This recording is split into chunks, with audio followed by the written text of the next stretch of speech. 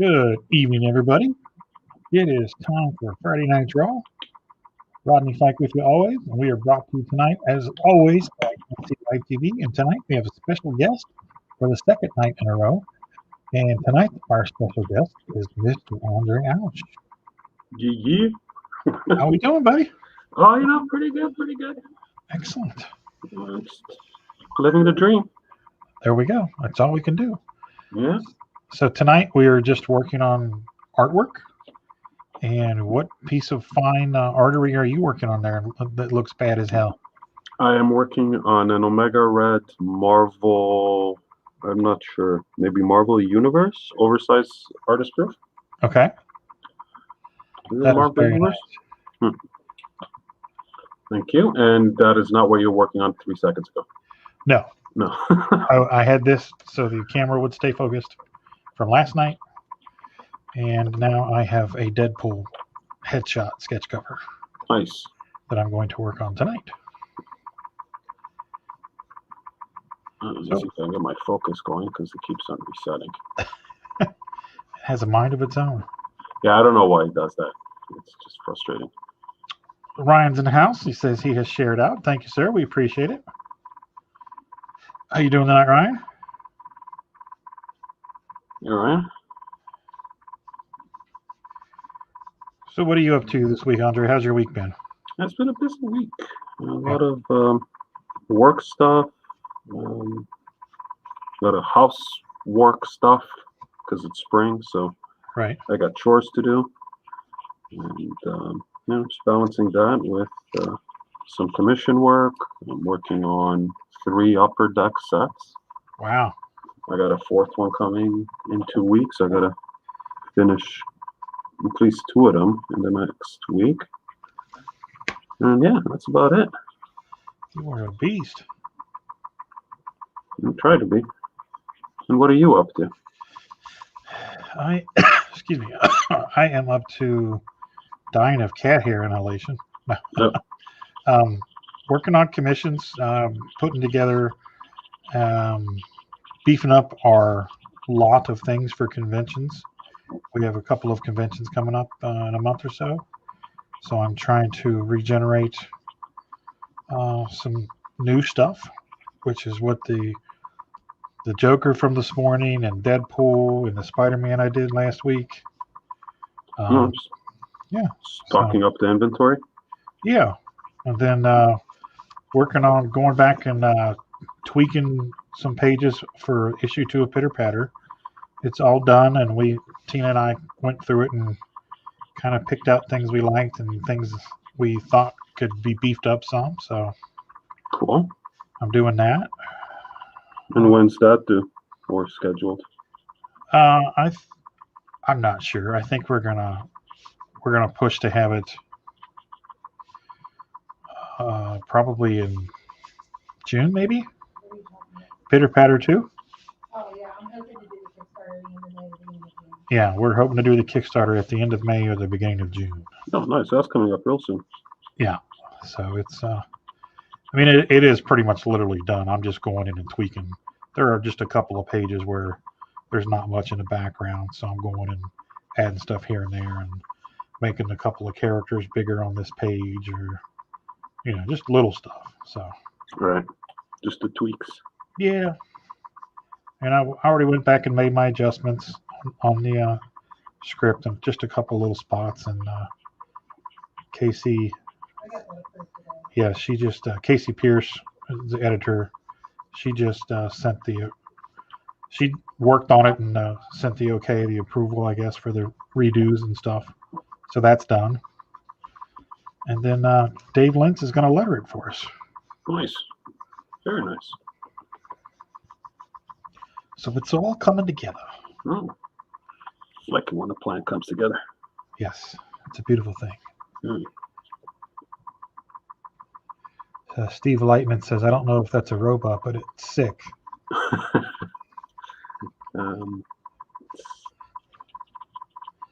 Omega Red. I'm assuming he's talking about this. It sort of looks like a robot. And that's a commission, correct? Yes, sir. Well, that's yeah. It would have to be a commission because if it wasn't, you couldn't be doing it live on air. Well, this is old stock, anyways, right? This is Rittenhouse, Right. Right. Oh wow. I don't have any of these, but the collectors seem to have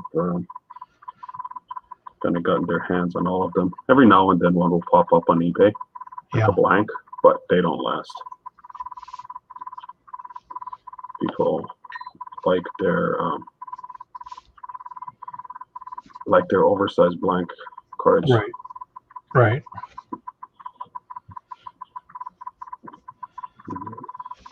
Yeah. I've seen those. I've never worked on an oversized one.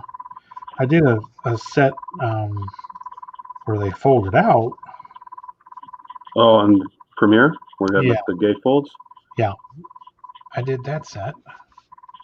Yeah, and Premiere has the doubles, the triples, the quads, and 5x7s, I believe. Yeah. Oh, you know what? That I take that back. I did do some 5x7s.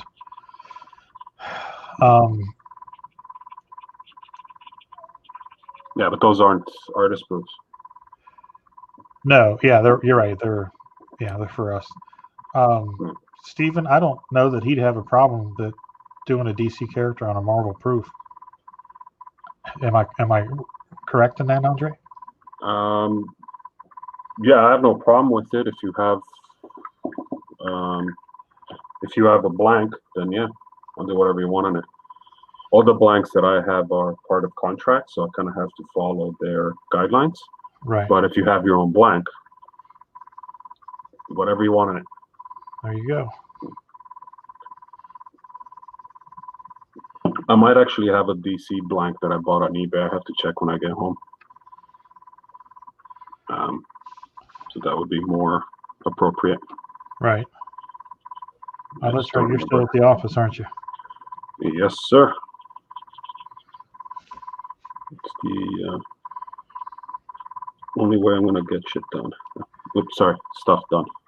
It's okay. You can say shit. Okay. Shitty, shit. Shitty, bang, bang. Shitty, bang, bang. Yeah, you just can't say the F word or the C word or other. You know, you've been watching long enough. You know what the squirrel words are. Yeah. I'm familiar with the rules, sort of. Hey, Warner's in the house tonight, buddy. Warner is in the house. That didn't take long. How we doing, Josh?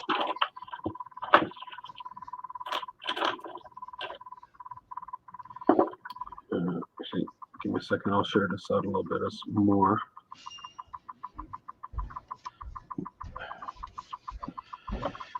Okay. So what cons are you confirmed for? Let's see. We're doing Gem City in Dayton, Ohio. We are doing, I don't know what they named it. It's in Huntington, West Virginia. It used to be Tricon, but Jared bought it. Jared's the guy that owns Lexington Comic Con, and I believe it's now called the Huntington Toy and Comic Expo. So we're doing that, and then Lexington is in. It's a little later, but it's still fairly close. So, yeah. These are all like confirmed, right? I take it. Yeah, Gem City and Huntington are definitely confirmed, and I think pretty much Lexington is confirmed as well. He's been really good about being pretty transparent about, you know, what the state is requiring of him and stuff like that. So he's been really good. So I guess reduced capacity and all that other. Yeah. He's going to have some people outside, which is great as long as it's not raining. Oh yeah. You know, stuff like that. Yeah, that's cool. And he runs a good show. I mean, it's very well attended. People spend money. So Lexington is always. Well, hang on a second. You do this for the money? Don't tell anybody. Wait, are we still backstage? Yeah, but that's one of our better shows every year.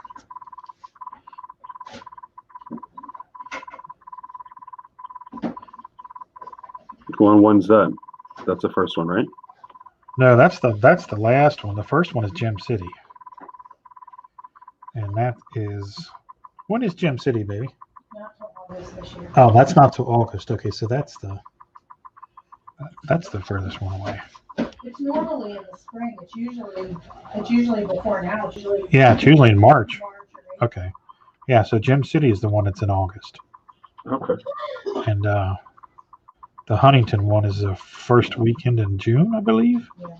Yeah. And then Like, Lexington got moved to September and oh, okay. Cincinnati's in September. Okay, so we got Lexington and Cincinnati. So yeah.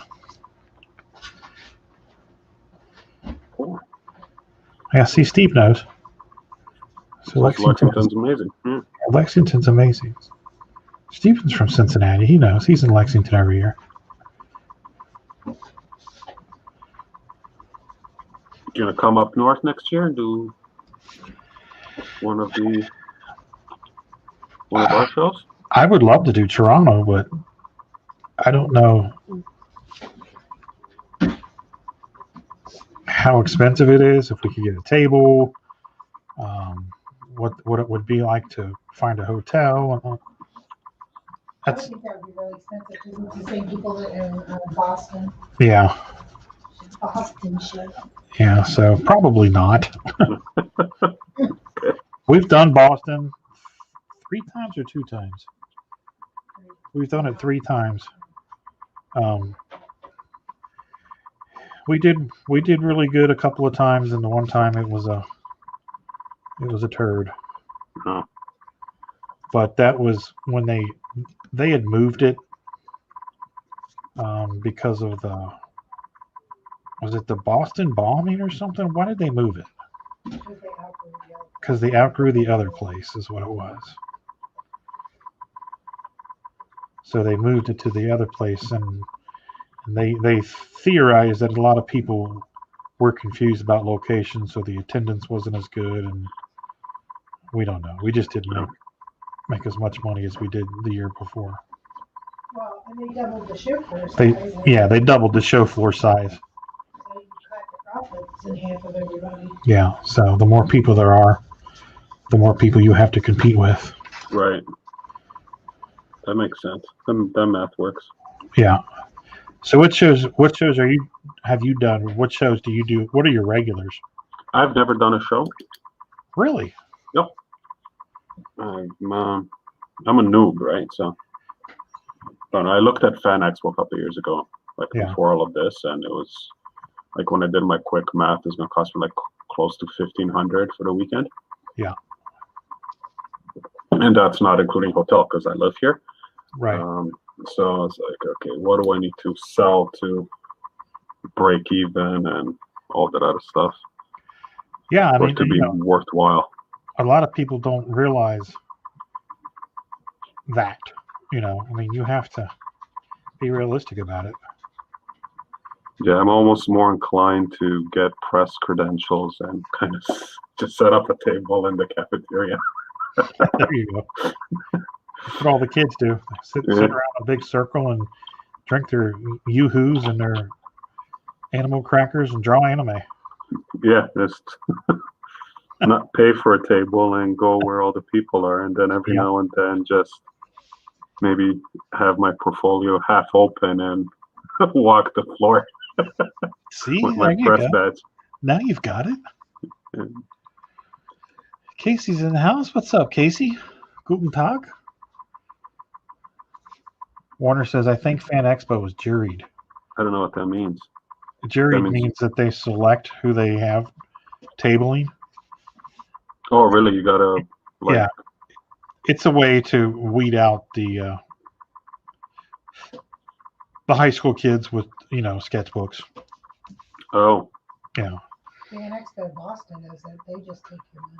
Yeah, Fan Expo Boston just takes your money. They just let you write them a check. You got money? Well, come on in. As long as the payment clears, you're good. Yeah. It cleared, kid. Come on in. Welcome to the big league, son. Yeah. You're famous now. Yeah. I mean, Boston's a great town, and it's a nice show, but when there's that many people there that you're competing with, it just Then it gets into where you are on the floor and what visibility you have and all that other stuff. Right. You're splitting the pie 450 ways instead of 250 ways. Yeah. Would that happen to us at Heroes? It's been a while. It's been probably 8 or 9 years. Because we had done it the one year. We didn't do great, but we did okay. And we skipped a year, and then they sent us an email and said, hey, some spots have opened up on the floor. We were like, oh, okay. So we went, not realizing that they just opened up another room and added another 200 tables. Oh, shit. And we were like, how come we ain't making no money? Well, it's because we can't see the other end of the room. Somebody knows this room exists at this point. Jeez. So we haven't fallen for that one since. Yeah, I guess that's a risk you got to take with this stuff, right?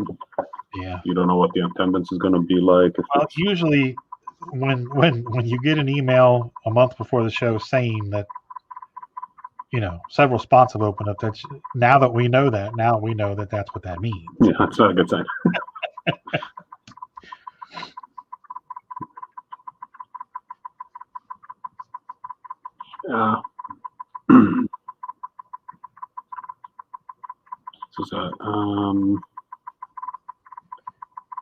What was I going to say? I forgot what I was going to say. Oh, couldn't have been that important.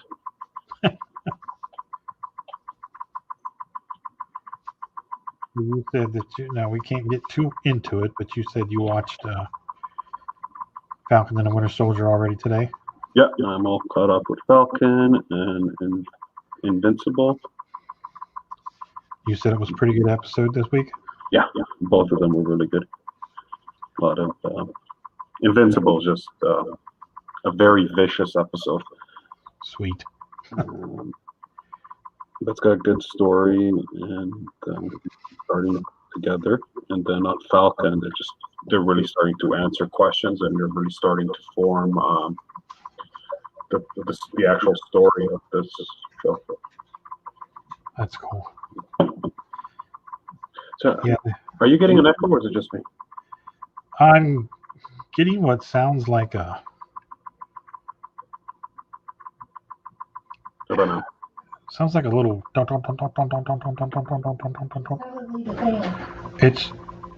You think it's our fan? Yeah, I can hear the fan, but I can hear an echo when I talk, so maybe it's me. Hang on a sec. No, I don't hear you echoing. Can you hear me now? Yeah, it. Okay, I think I have two mics on, so I turned one off.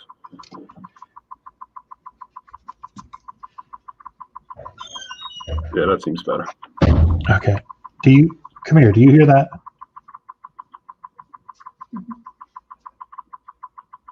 What is that?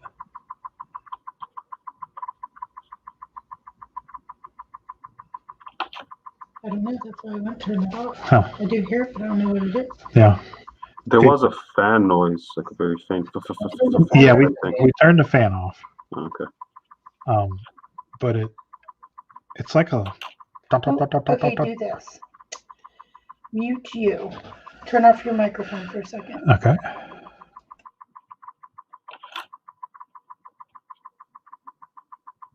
So turn your microphone back on. Turn him off for a second. Okay, we're gonna mute you for a second. Okay. It's on his end. On his end. It's on my end. It's on your end.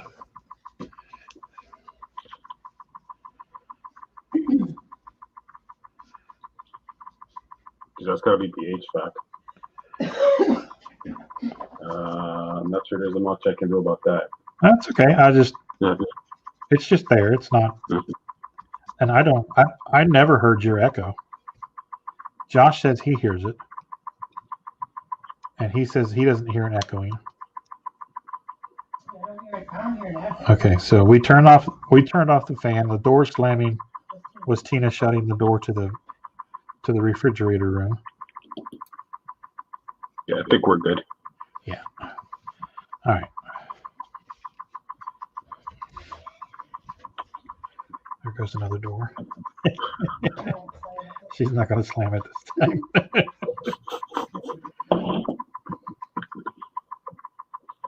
So do you come to any of the shows down here in the States? No, I was planning on last year. Yeah. But then Right. something happened that shut everything down. So I'll try maybe next year once you're allowed to travel and whatnot. Because I was supposed to go to WonderCon last year. Yeah. With DC Comics. Oh, really? Yeah, that was such a cool one opportunity because it was for work, but it was planned to go and spend the weekend with them in their green room. Huh. And then, that all fell apart. I have a friend of mine that works for DC. He works for, what is it called? Shockwave? Yeah. Yeah, the entertainment end of it. And he's working on a new toy line. Yeah, he was in town this week for his mother's funeral, and we were able to get together and have a pizza and visit for a couple hours. So, which was good because I haven't seen him in like 10 years. But he's the guy that I did the comics with in the 90s. We went to high school together and college together, so he's a very, very dear friend. So it was. When the coloring stuff. Yeah, when I was doing no, he was gone by then. When we were doing the Superior 7. I still need to look that up. So I don't think I own any Superior 7. They've got them. Mile High has some. I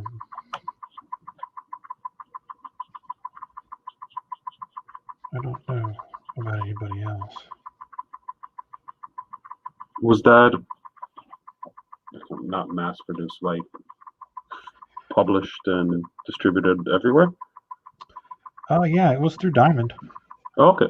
Yeah, we were on 5 continents. I have fan mail from 5 different continents. Sweet. So it would have made its way up here. Oh yeah, we got fan mail from Canada. Let's see if I can remember. We had Canada, Australia, Europe, Germany, obviously the States. So yeah, just all over, and I've still got all the fan mail. So what would what's fan mail for a comic?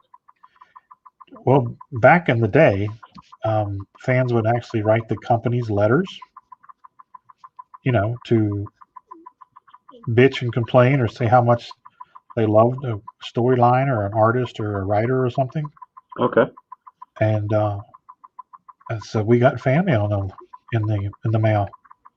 We ran some contests and we did some T-shirts and did stuff like that. And we'd go to shows and we'd have stuff that they could sign up for, and so we would get fan mail on a pretty regular basis. We had letters pages in the backs of the books. Oh, okay. Marvel used to have that too. Yeah. Okay. Yeah, they don't do it. They don't do it much anymore, but yeah. Well, that makes sense with The interwebs. But yeah, okay. So Did yeah, you ever get any like creepy stalker fan mail? no, No. mostly it was. It's funny because I had found a piece and it was from a guy that lives a little north of Cincinnati, who has his own comic shop now, and he put on a couple of little shows in an armory, and we did it a couple times, and I didn't know that he was a fan of the Superior 7, and I just happened to be, I was cleaning out some stuff, and it fell out of a script. We used to get a lot of scripts and stuff in the mail. People wanted us to publish their books, and it was a letter from him, and it said his name, and I'm like, I wonder if that's the same so and so and so and so. So I messaged him or emailed him because we're friends on Facebook. He's like, yeah, dude, that's me. So that was kind of funny. That's cool. Yeah. But yeah, we would get people at shows that people would get mad at us because, and that's what's so funny is people don't realize, they didn't realize it then, that they really wanted you to hire them, and they just really had no idea that it was just, 4 guys in an apartment, that all had jobs and were doing comics as well, Oh. We weren't Marvel or DC. We weren't hiring people to write scripts, but they don't know that. Right. That's funny. Yeah. So your HR department never got back to me. Like, hey, Billy. And then there's just all kind of stuff. We're getting cease and desist orders from people for, character names and all this stupid stuff like that. So. Really? Oh yeah. Jeez. Okay. Were they like legitimate or just people being dunks? It's as legitimate as the thing is if they really want to pursue it, sure, but it's their obligation to pursue it. They Right. have to pay for it. Yeah. Usually it was solved with, there was a thing. I don't know that if it was real or not, but back then it was something that people held on to. It was called first rights of publication.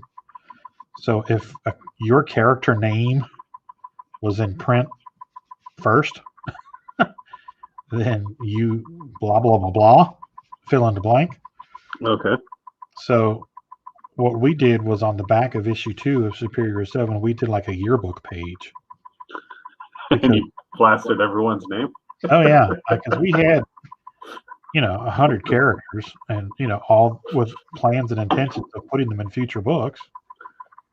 And we published 5 issues. Actually produced a few more that never saw the light of day. But yeah, so just goofy shit like that. That's funny. I like that. Yeah. Here's every possible character name that I can think of. Well, I mean, we had, because it was 4 guys, well, 3 artists and 1 guy that kind of handled the business stuff. So it was 3 creatives, and we just meshed all of our characters together. And then there were some that we kind of co-created. So we had lists of characters, and we had all these teams, and which characters were on which teams. Mm-hmm. So yeah, then we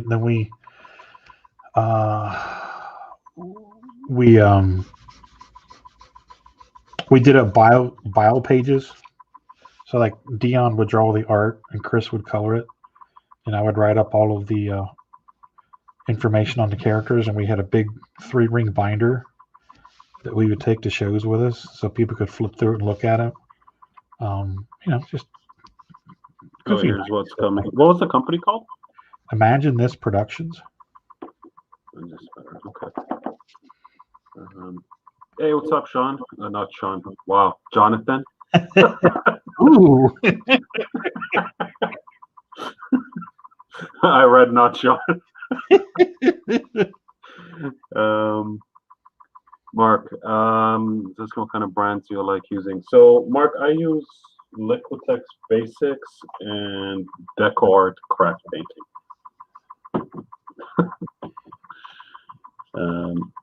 Then occasionally Liquitex acrylic inks. And occasionally Liquitex soft body. Kind of whatever's around. You're a Liquitex man. It's just when I went on a paint shopping spree, Liquitex happened to be on sale. Hey, So I bought a crap ton of Liquitex, and then I kind of stuck to it. I get it. I get it.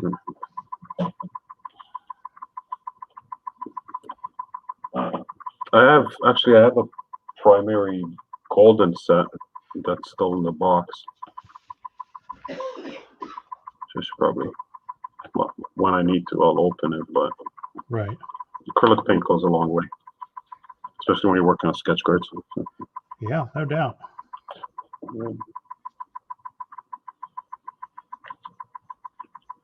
But today, because I said I'm working on 3 sets of sketch cards, so I kind of need to speed things up. I did a bunch of them in marker, and I really don't know how to use markers. So, so it's kind of, I'm just gonna figure things out on the set. There you go. Because I want the blanks. That's the best part. Yeah. Let's see. Amanda says, "Hi, Rodney. Hi, not Sean. Just wanted to stop by and say hi." I'm never gonna change my name. Can I do that? Yeah. Edit name. Okay. Oh, not bookmark. Oh, we thought it was funny. Oh, the noise stopped. Oh, there it is. It's back. Maybe it's my breathing.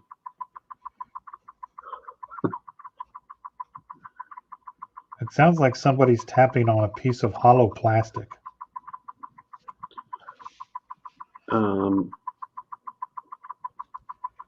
Is it this?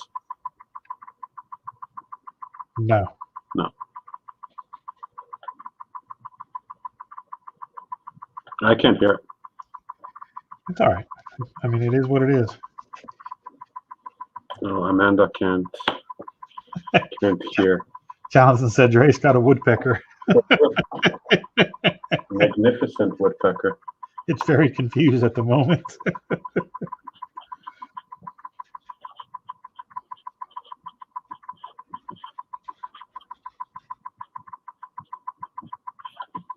Hi, Amanda. She can't hear because she's in a meeting. That's good.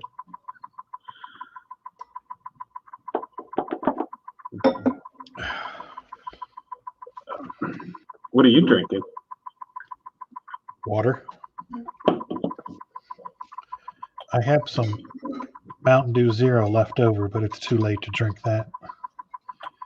So I'm drinking water.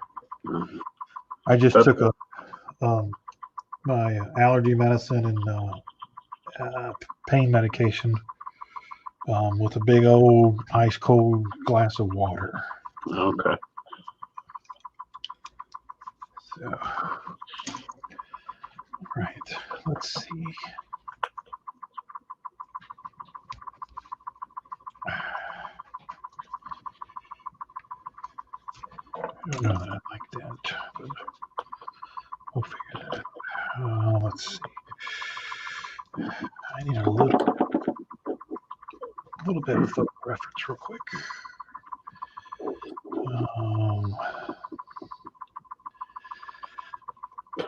JD says he makes coffee at 2 a.m.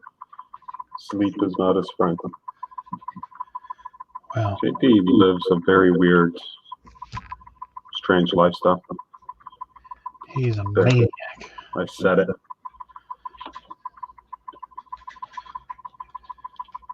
Yeah, I can really hear that noise now, whatever it is. You can hear it? Yeah. Warner as well.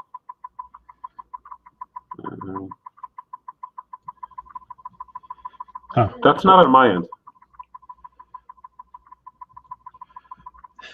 Josh, what's that noise? It's my pacemaker. Is that what it is? Mm-hmm. Wait, I don't have a pacemaker. Oh, shoot. Whose pacemaker is this?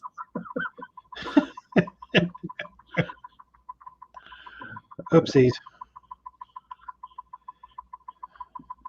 I had a doctor's appointment yesterday morning, and my takeaway from it, there's no protein in my urine. Was what? There's no protein in my urine. There's no protein in your urine. Apparently, that's a good thing. That's a good thing, he said? Yeah. I'd be glad to know there's no protein in the urine. Okay. What does protein indicate? I didn't ask. Maybe I should have. You know, with my diabetes, they check it's an indication of kidney disease. It's an indication of kidney disease. Okay. Ah, that makes sense. Okay.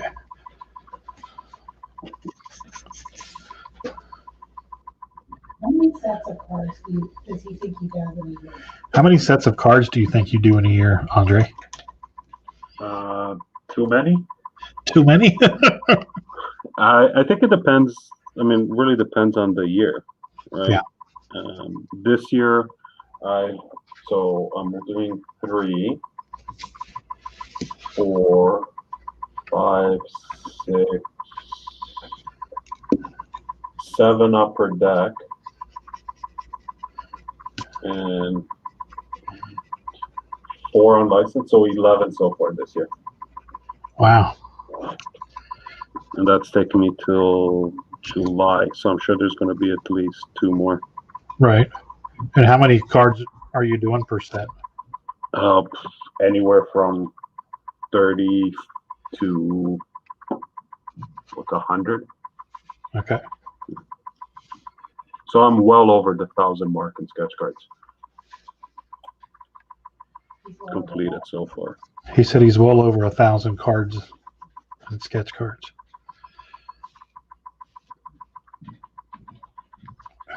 That's pretty impressive, dude. It's a lot of sketch cards, huh? Yeah, it is. You should be proud. Yeah, I'm so proud. Hold on a second, let me pat myself on the back. There you go. Do you do other? You said you did unlicensed sets. Now, what are you talking about there? So back to retro with Bianca Thompson. So I did 2 sets with her. Okay. So those are like the first one was horror themed. It's like classic horror, so 70s, 80s, 90s horror stuff. Okay. And then the last one, which the Kickstarter is still live, heroic. It's 70s, 80s, and 90s heroes. Okay. So that could be anything from like Superman to Barney. Anything that's inspirational. Right. And then I did for Perna Studios, which is Tony and Elaine Perna's publishing company. I don't know if you know them. I do not. Big names in cards. He's been doing cards since like they first started doing sketch cards, as well as published stuff. A fellow Canadian. Okay. So I've done Spellcasters 3, which is their own series, which is not a license or an IP. It's just about magic. Okay. So, I think I'm familiar with. You said Spellcasters, right? yeah. That kind of rings a bell. Yeah. So this is Spellcasters 3. It's about dark magic. Okay. So it's the first time working with them, which is funny because, I mean, they're not a large publisher, like they're not Right. Tops, Upper Deck, Zoic, or any of those guys, but they are so well known for the quality of their product that I was really nervous working on the set. Huh. It's like the first time working for Upper Deck. Right. And when like you don't know, okay, is this what they want? Is this what they expect? Are they gonna like it? Are they gonna ask me back? It's like a high school first date. Yeah. Like, do I hold her hand? Do I comment on her dress? Yeah, I remember those doubts when I started my first set for, well, it was, I did 4 sets for Brygen before I ever did Marvel cards. So what's the IPs there? Red Sonja, Mm. Transformers, Vampirella, and Dead World. Then I also Nice. did a set for, well, that was Chasing Amy, but that was Upper Deck as well. Yeah. See, when I first started looking at sketch cards and kind of considering doing them, right? Was it like 4 years ago now? I was really hell bent on trying to get into getting on a Star Wars set. Yeah. I don't know why. I get it, because I was too. Then I got over that pretty quick. Yeah, I did get over it. It's still like if somebody at Topps ever wakes up and sends me an email, I won't say no. Right. But yeah, I don't want to recreate scenes from the Star Wars saga. Yeah, and that's kind of what, you see people posting them all the time, and it's just, okay, well, they did that picture, and then they did this picture, and yeah. Well, because that's what the only thing that they want. Yeah. Right? And I think that has to do with the licensing. Like you can't do your own version of or your own interpretation of Darth Vader. So I remember, you know who Katie Cook is? Yep. She was talking somewhere one time about when they approached her to do some kids books and wanted her to submit, some drawings of the characters. So she did, and they weren't happy with the way only thing they weren't happy with was how she did Darth Vader. And they said, we want you to do it more like this. And she's like, no, this is how I draw my characters. This is how I'm going to draw Darth Vader. And that's all she said. And we're like, okay. So that's how she drew Darth Vader. Oh, they let her do it. Yeah. Huh. Yeah, because she has a really, and I mean this in the best possible way, she has a really simple, simplistic style. Oh, yeah. Darth Vader's helmet is incredibly intricate and complicated, as is his armor and his chest plate and all that. And she doesn't do it complicated. She does her little style. It's a little simple. If you've ever watched her do cards at a show, she has these little cards. They're probably a 4x6 card. They've got the rounded corners, and she has a set of watercolors and a couple of microns or Copics or whatever. She does the characters really quick with a wash. She goes in with a multi-liner and she does the line work here and there, and that's it.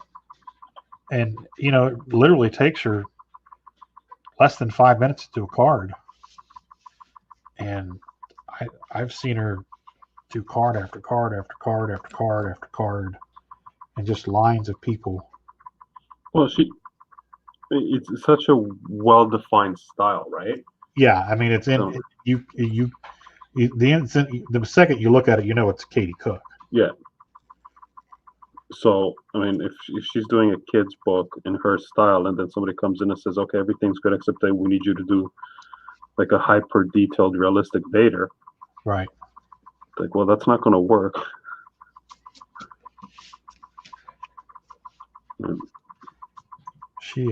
She's cool. I love listening to her, reading her posts about the kids. She's got two girls, and just the silly stuff that they do just cracks me up. I don't like that. You don't like it? I don't know. I didn't like what I had there for the nose. It doesn't need a nose. I know, but they need some kind of an indicator there that, okay, I think I got it there. Just a little bump. Yeah, there we go. It's a little face Just, bump. oof. Face knob. Yeah, a handle, a face handle. Okay. Did you ever see the movie Planet 51? Planet 51. Yeah, it's an animated, maybe Fox animation from maybe like 10 years ago. No. It's really worthwhile watching. It's the premise is that NASA astronaut lands on this planet with little green men, Okay. and it's all about the aliens. Well, he's the alien in this case, but it's all about the people on the planet, and it's like very similar to 1950s. Okay. Like 1950s Americana. You know what? I did see that. I did see it. It's like Pixar animated. It's computer animated. Yeah. I don't think it was a Pixar movie. I think The Rock is the voice of the astronaut. Yeah. But anyways, yeah, they treat him as an alien, right? Yeah. And then they have Area 51, and the government's, the alien is going to infect them and whatever.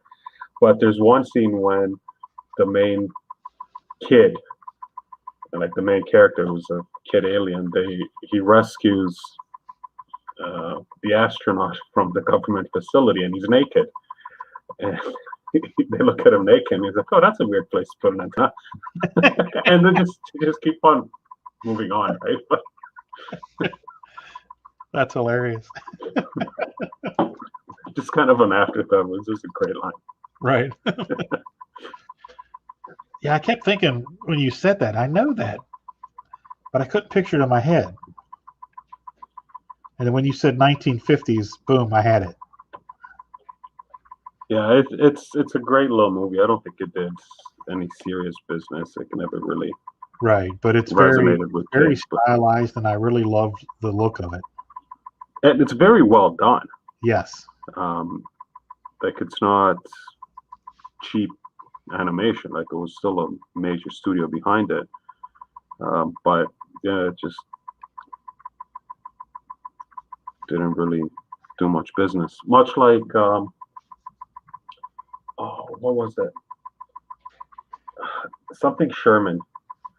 And I think this is an old 60s cartoon about a talking dog and his adopted kid who's a human child. Okay. Oh, you must know this. They made an animated CG movie, Sherman cartoon. Mr. Peabody and Sherman. Oh yeah. Okay, so this goes back to like 1959, right? Okay. But a few years ago, they made a live action, an animated movie of it, and it's like it's silly and it caters to little kids, but there's that underlying humor, right? That is very smart and very adult oriented, right? Like the old Wonder Woman cartoons. Yeah. Yeah, but it's a spin-off from Rocky and Bullwinkle. Right. Yeah. Hey, Rocky. But it was a great movie. This is what I watch at home on the weekends when I'm bored. Hey, sounds like me. And Wally. I love Wally. Wall-E is a masterpiece. I would have to agree. What they've achieved in that movie from a strictly storytelling point of view is astonishing. Yeah, and I've always wanted a Pixar / Disney movie in space, and I got it, and I was very happy. And then I went to the theater, and the story happened, and I was like, "Oh wow, I think this might be my favorite of all time." It's just a great movie. Yeah. It's definitely my top 10 films.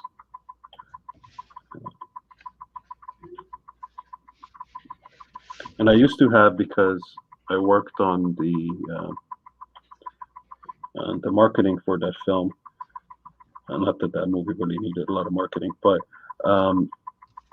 some of the promotional items that were available for that film were really cool, and ended up keeping some of them. And one of them was a remote control Wall-E. Oh wow! And it's like a $300 toy. Russell's in the house and says you have a terrible noise in the background. Yes, we know. It's on not Sean's end.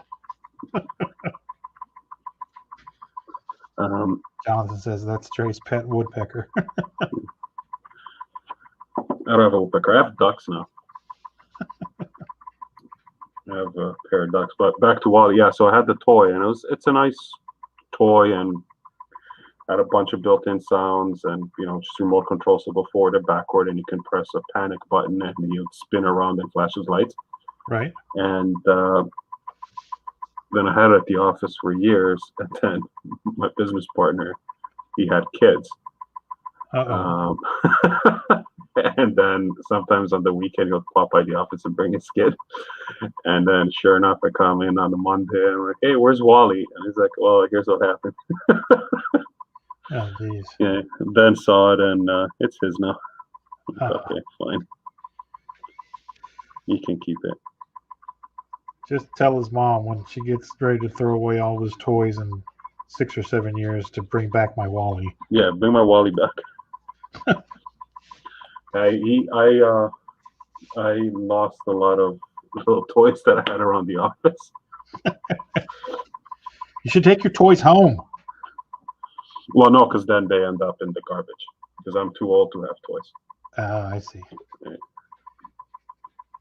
Tina just laughed.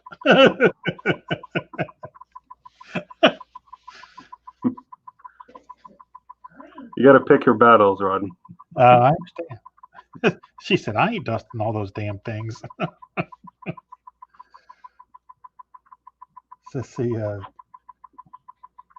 Jonathan says Dre is just trying to be Canadian Noah. He's collecting 2 of every animal up there. That's right. And Russell says that's Rodney's nut detector, and he's got the biggest nut of all drawing with him.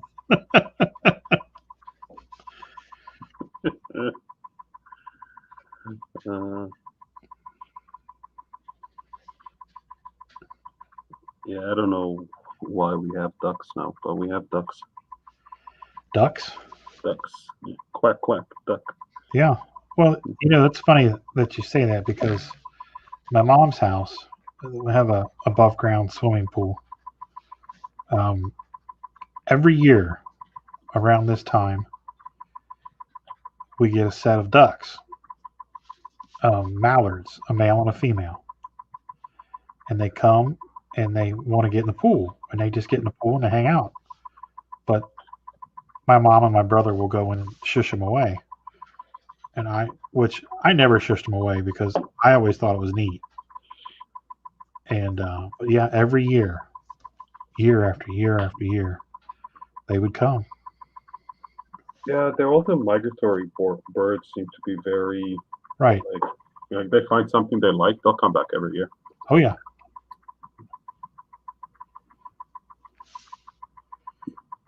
My ducks aren't going to leave, but what kind are they? I don't know, quacking ducks. Quacking. Oh, the quacking kind. I don't know what kind of ducks there. There might be like mishmash. Are they squirrel ducks? No, but they have teeny tiny wings, so they can't fly.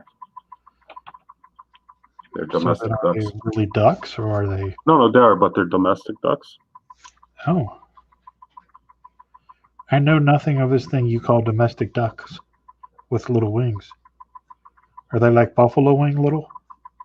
No, they're bigger than that, but just not big enough to let them Do they fly. migrate from buffalo? Is No, that why their wings are so small? no. Let it go, man. It's nothing to do with buffalo. Let it go, man. That was funny. Pam knows what kind of ducks they are because she looked it up. But it was cool because we got them as eggs. Yeah. And we had them in the incubator and whatever, and they hatched on Valentine's Day. Oh, really? Yeah, like from cool. start to finish. And one of them was like struggling to hatch, so needed to be moisturized every 45 minutes to help her or him, I don't remember which one it was, crack the shell. Huh. That's kind of cool. Yeah, but let me tell you, if you ever decide to raise ducks from the egg, they grow really fast. Really? Yeah, they'll go from egg to like the size of a cat in 2 weeks. Wow, that is quick. Yeah, and they poop a lot. Welcome to Friday Night Draw, folks.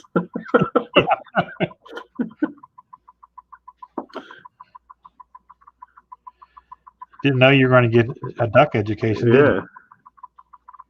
Hey, we are multifaceted folks here. We are wealths of knowledge.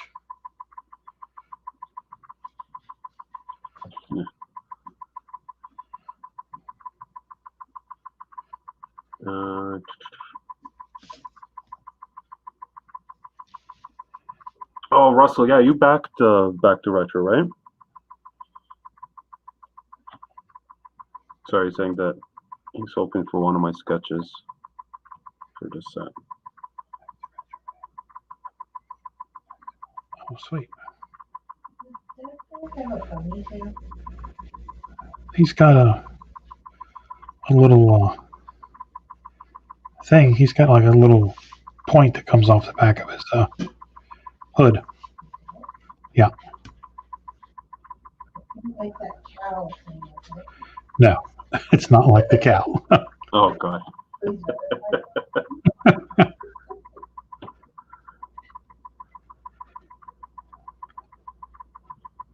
Yeah, there you go. Russell shared a link.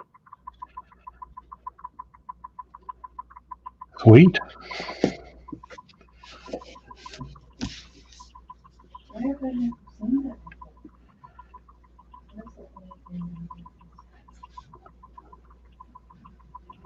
It's like the point of a hoodie. Are you talking about Deadpool's head? Yeah. Thingy? Yeah. Well, I did a little more than maybe. Who cares? Thanos was milking a cow. I care. This is nothing like Thanos milking a cow. Did you find that No. the first draft? No, I think I Did you even try looking for I it? subconsciously got rid of it. I remember grabbing a bunch of stuff and throwing it in the garbage can. And that was probably one of the things that went into the garbage can that time. Because I'll let stuff pile up for 3 or 4 days and I get boxed in and get antsy and I grab everything and wad it up and throw it in the garbage can. So that's probably exactly what happened to it. She says, uh-huh. It's gonna be your legacy, man. Oh, yeah. That and wasp hair. Wasp hair, yeah. That was George Washington hair. George Washington hair, yeah. Yeah, well, had to tell Adam those stories last night. Funny conversations between Tina and Rodney. Rodney, what exactly is Thanos doing to that battle?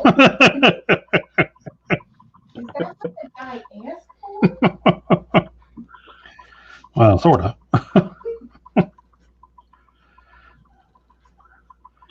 Adam's a good guy. Yeah. You've had him on before, right? Yeah. Yeah, okay. That's why. Yeah, Adam's a cool dude. Yeah. He tabled next to us at his very first show. It was a small show. And it was him and his wife. And they were very nice. And he was, as green as could be. And the show was a dud. And we just pretty much spent the whole show sitting there and telling him, don't do this, don't do that, try this, try that. And that's how he got his start. Then now he does his own thing, and it's pretty cool, pretty neat. Sweet. He's a good dude. And he used to be a demolition derby driver, so there's that. That's random.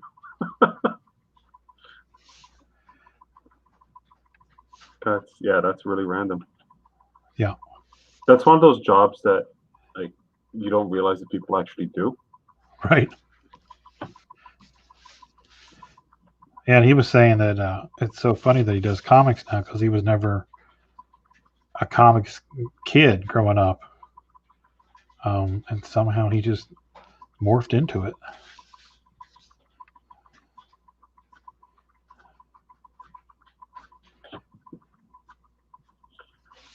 Yeah, like last night when I hopped on and I was like, who is this guy? And maybe my comment came off a little rude. But actually, sorry, I missed the intro. Who are you, right? But then when I went to his page, I'm like, oh, hang on a second, I follow him already. Right. I know what you are. I know who you are and what you do. Caught me like, who's that? Who you? Who you? What'd you say, Tina? I said, you mean you couldn't tell who it was from his hands?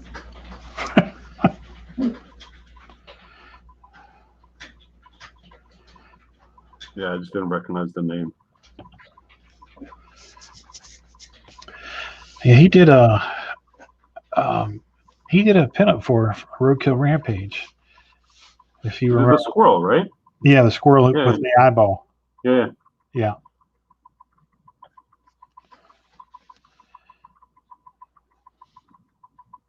I've met, I'm using air quotes, I've met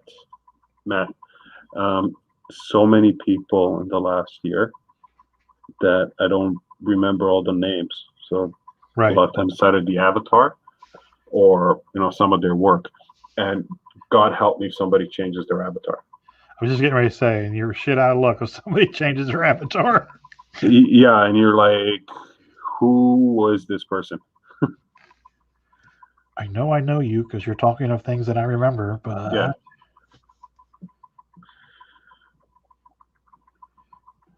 There was one guy that messaged me a while ago for a commission, and I was like, okay, cool. Waiting list, blah blah blah. I'll let you know when your name comes up when I'm getting closer to getting to you. And then I couldn't remember his name. And he changed his avatar. And I had to I remember we had a common friend, so I'm like, oh, who was that guy that wanted a commission? Do you know? And he's like, oh yeah, it's so and so. I'm like, okay, what's his avatar? Oh, the internet age. Yeah.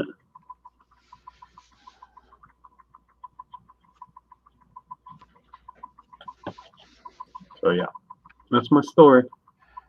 I'm sticking to it. Mm-hmm. I messaged Andre, and he was like, "Do I know you?" Like, no, not really. Did you hear that? Yeah. You know what? I remember that. There was like 2 weeks when I was getting friend requests like every hour, and it was just a bunch of random people. And because you know how you add someone to your friends list, Yeah. and then all of a sudden a bunch of other people ask. Yeah. Because there's some people that just accept everyone, but there's all Yeah. these scams or people trying to sell you shit or whatever, right? So I just added someone as a friend probably before that, had one of those profiles with all these people. So I'm getting all these comments, and then I just got sick of it. So every time I got a request, I'm like, "Do I know you? Who is this? What do you want?" And sure enough, it was when Tina came in. I just thought it was funny. It's like, no. No, but. That's why I messaged you, so we could get to know you.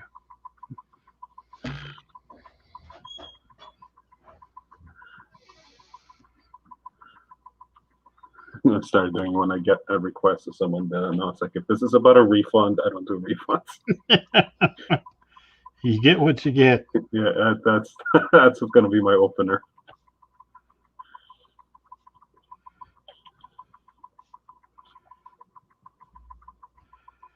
Yeah, it would be funny if somebody at the landfill found that Thanos milking the cow on the pile of garbage. Put it up on their frame, their door. That would be hilarious. Like Rodney's worst nightmare come to fruition. No. Put out a gallery. Yeah. Did you sign it before you toss it out? No. No. Oh, it's a mystery piece. No, because it didn't get much further than like pencils. They're pretty tight pencils, if I remember correctly. Yeah. I'm gonna have to look up that video and do some screenshots. There you go. For document it. Yeah, for posterity. What color is Omega Red? White. Great. Red, Good. Red, white, and accents of yellow. Now I'm trying to figure out his skin because he's got kind of like dead tissue, right? Yeah, it's like white, more or less, whitish gray. Yeah, like warm grays. Okay, so I'm good with my grays.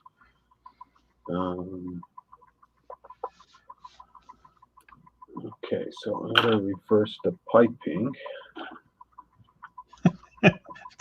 Jonathan, I just had to check to see if we were even friends. I rarely friend anyone except on accident.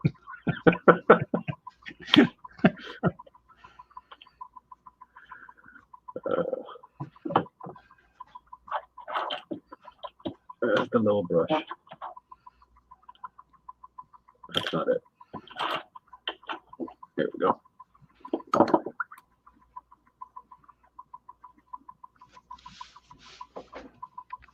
Did you get a chance to check out the box office artist?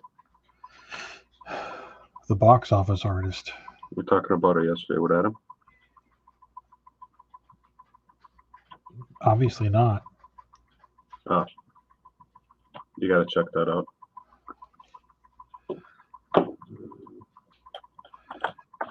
That's right. I do remember that now.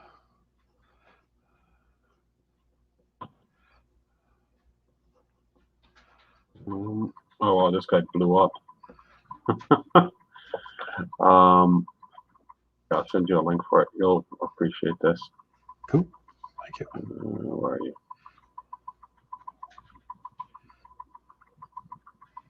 What's your avatar look like? It's just a picture of me, and like I'm in a car and I've got sunglasses on. There you are.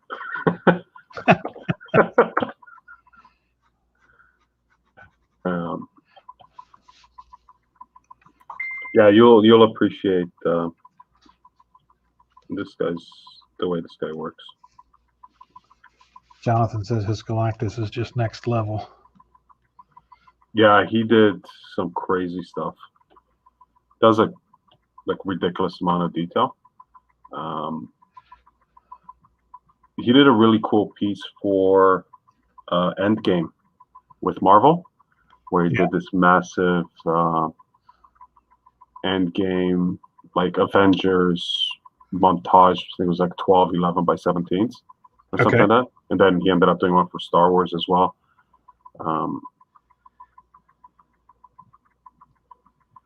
Wow.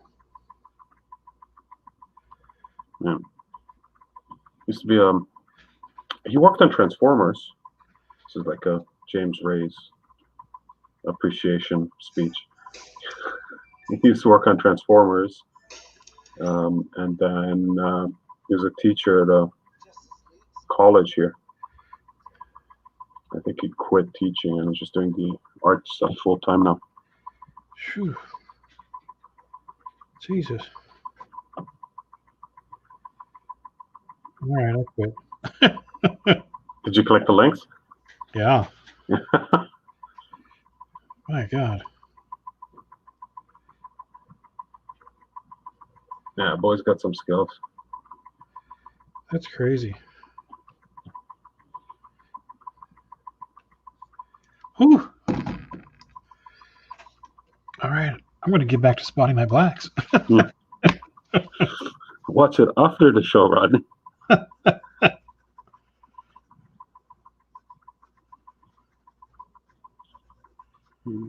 That's pretty crazy. Excuse me. It reminds me of, is it the Asian guy, Kim Duggins? What's his last name? He just uses like the Pentel brush pen and this guy. And he just draws on big sheets of paper. Oh, the fine art guy, right? Yeah. Yeah, Korean fella. He's next level. Sorry, don't mean to. Russell says, "Much love, fellas. Have a great night. The pieces look great. I can't handle the sound anymore. I apologize. Huge migraine."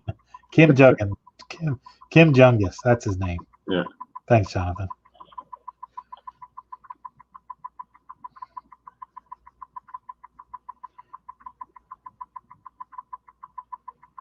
Yeah, I can't hear the noise anymore. So. Yeah, I just got used to it. Oh. Sorry, folks.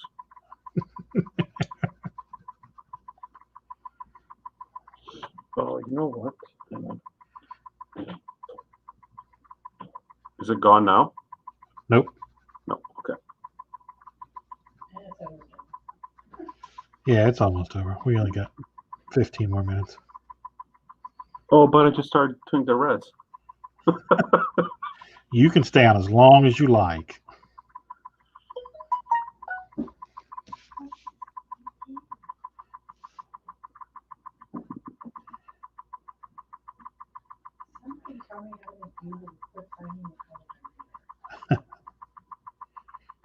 How do you do that?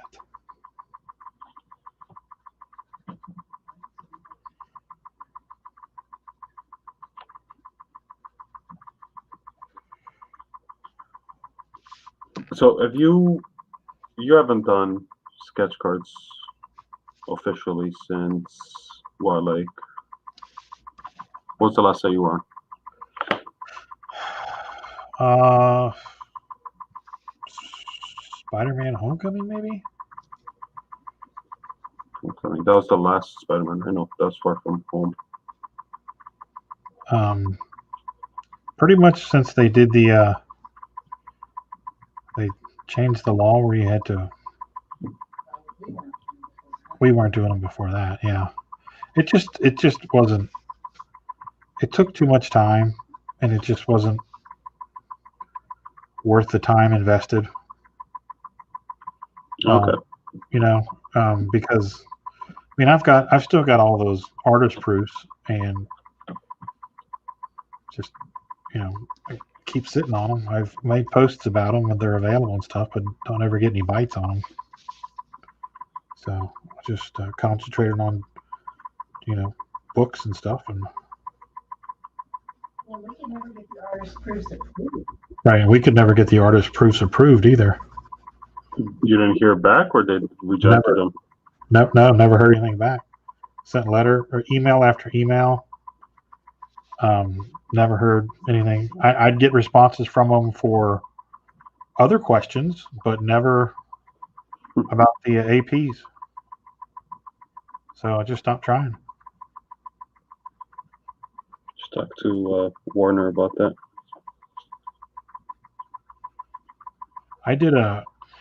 When I did the Red Sonja set for Brigent, and that was funny because I actually had Tom's phone number, Tom Brigent, and I actually called him and would spend 15, 20 minutes on the phone talking to him. He's a really nice guy.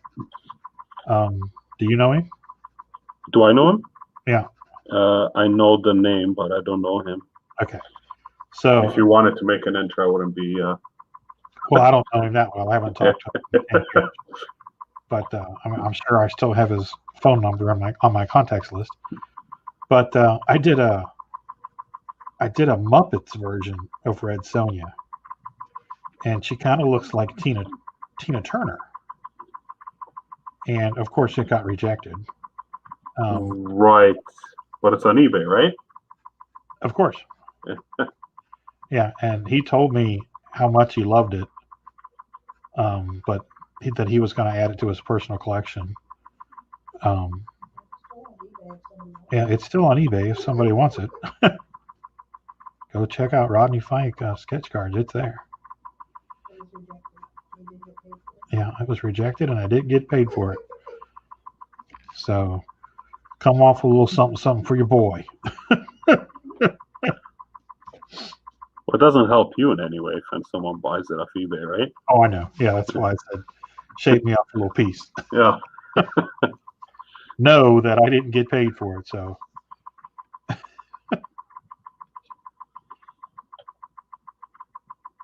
Yeah, I don't know.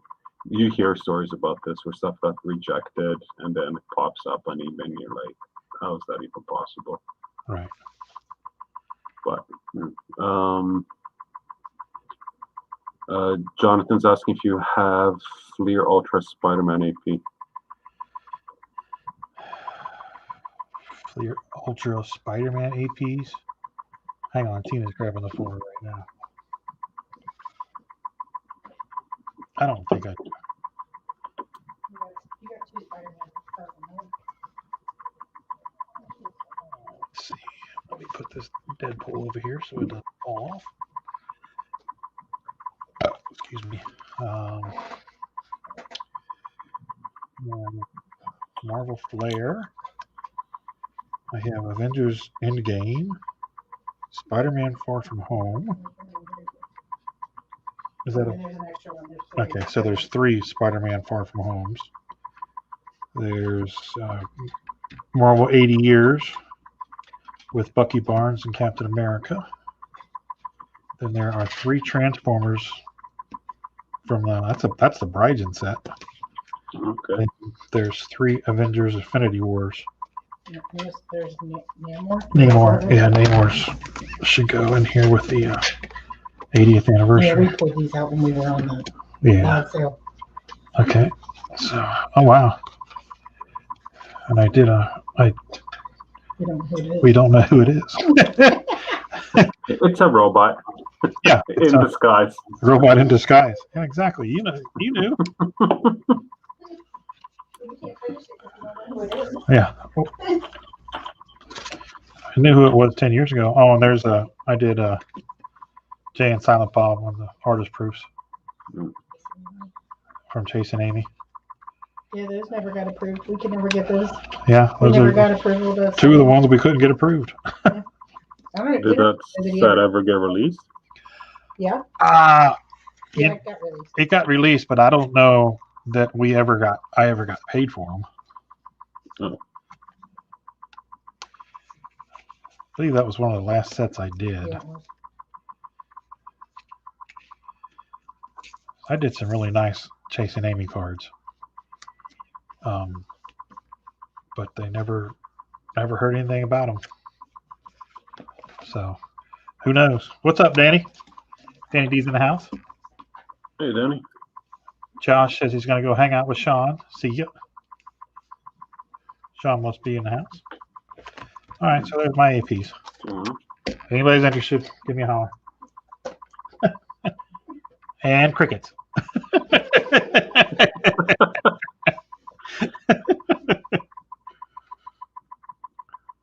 Oh, I'm sorry. That's the woodpecker. Oh, there. Who's got the radar detector plugged in? It's me, apparently. Yes, we have narrowed it down to it's Andre.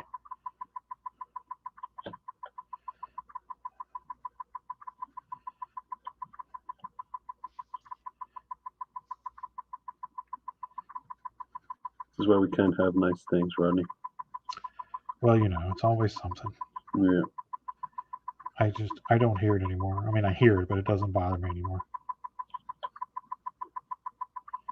Because sometimes there's always some kind of sound in the background that nobody can figure out, and it's always there. So whatever.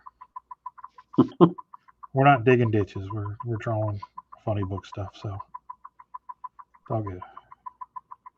Ah, geez, I know how to fix it. I just realized how to fix it. Can I edit my settings? Yes, I can. Hang on.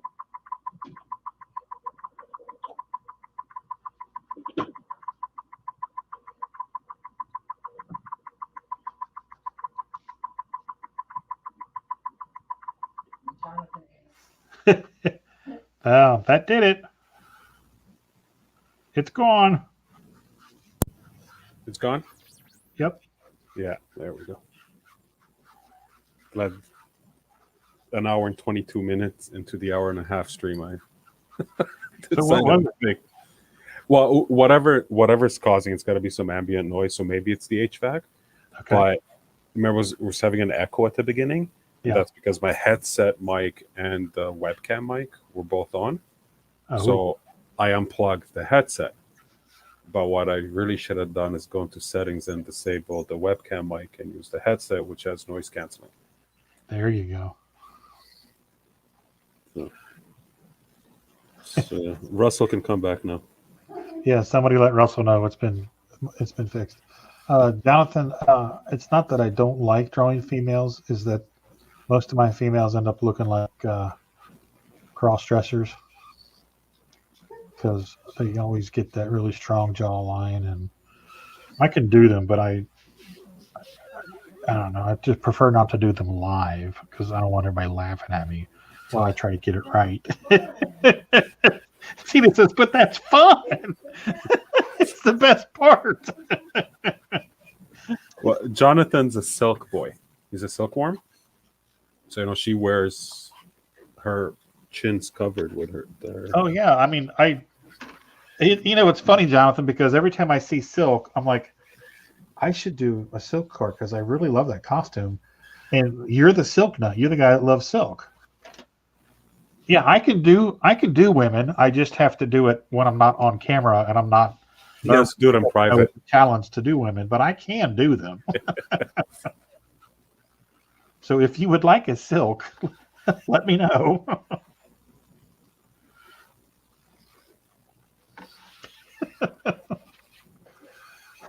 Yeah, see, nothing brings more joy than watching people struggle. Get on the struggle bus. There's room for everyone. Exactly. I'm going to do this thing red. But I think you wanted it yellow. Yeah, we got me another tutorial. So, do you know who Greg Hildebrand is? did the Star Wars posters. Yeah, well, him and Tim, Yeah. and his brother passed away. So he's getting active on YouTube now, and it's got some great videos. But his topic, and I think he does live stream. Actually, no, he does live streams, right? He does the StreamYard, the whole thing. His title is trying to get it right. Uh-huh. And it's like, you know, I've been an illustrator for 55 years. I'm still trying to figure it out. Right. And it's so great. Yeah, it's, you know, it's funny because I have a really graphic key style that I really like to do. And about 25 years ago, I would just do these shapes, and I did this one really cool shape, and it looked like it was like the back of a woman, and like she had her arms up in her hair, and her hair was blowing in the wind, and they're just geometric shapes, and I form them into whatever.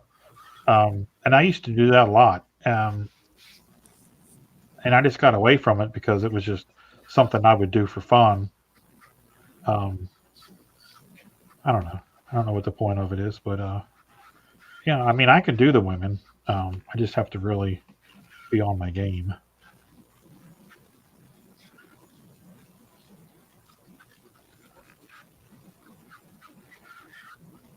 If Ronnie can't do women, he's looking for a sandwich, if you know what I mean.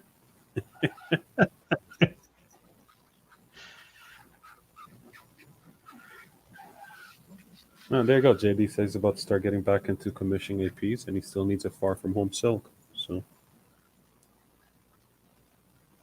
the stars may align for everyone. There we go. Well, you know how to get a hold of me, brother. So just let me know.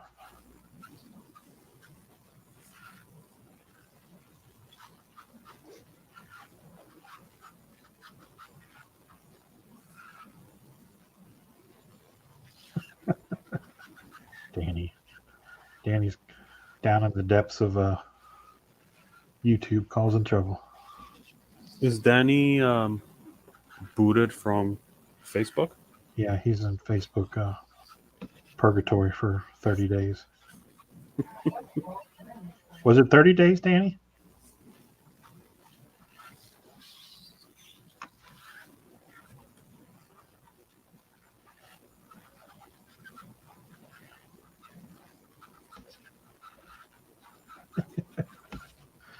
He comes every morning and talks to me and he says, hello from the depths of YouTube hell.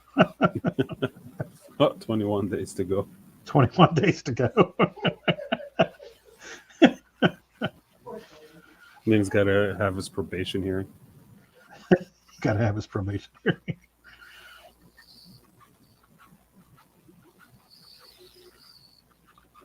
My brother got put into Facebook jail at one point, and he was working at Facebook. Oh my God. And nobody could figure out why the algorithm kicked him out. Like, he's sitting there talking with the engineers and the quality guys. They're like, we don't know, man. Just wait it out. That's nuts. It's like, okay. The AI is too smart.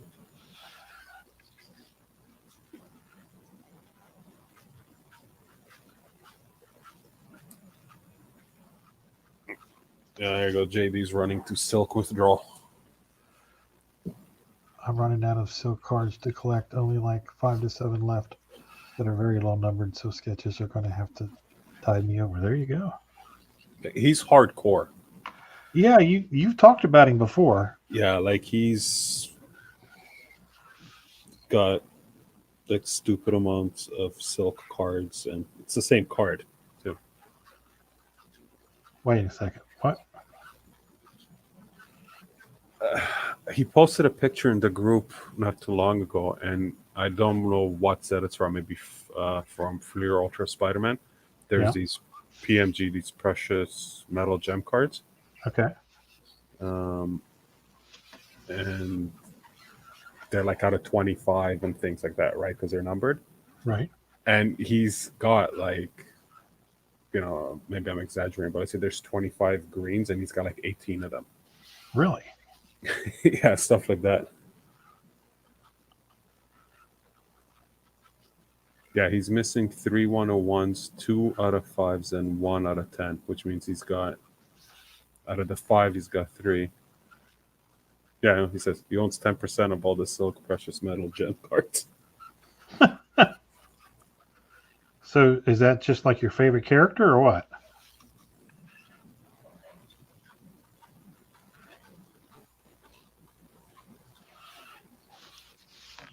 That's his girl. He's a character collector. Yeah, that's cool. I mean, I'm not banging it. I was just curious. Yeah. I didn't know who Silk was till he reached out a couple years ago when he commissioned me to do one. I think those new designs on the women, the Spider Gwen and Silk, I love those costume designs.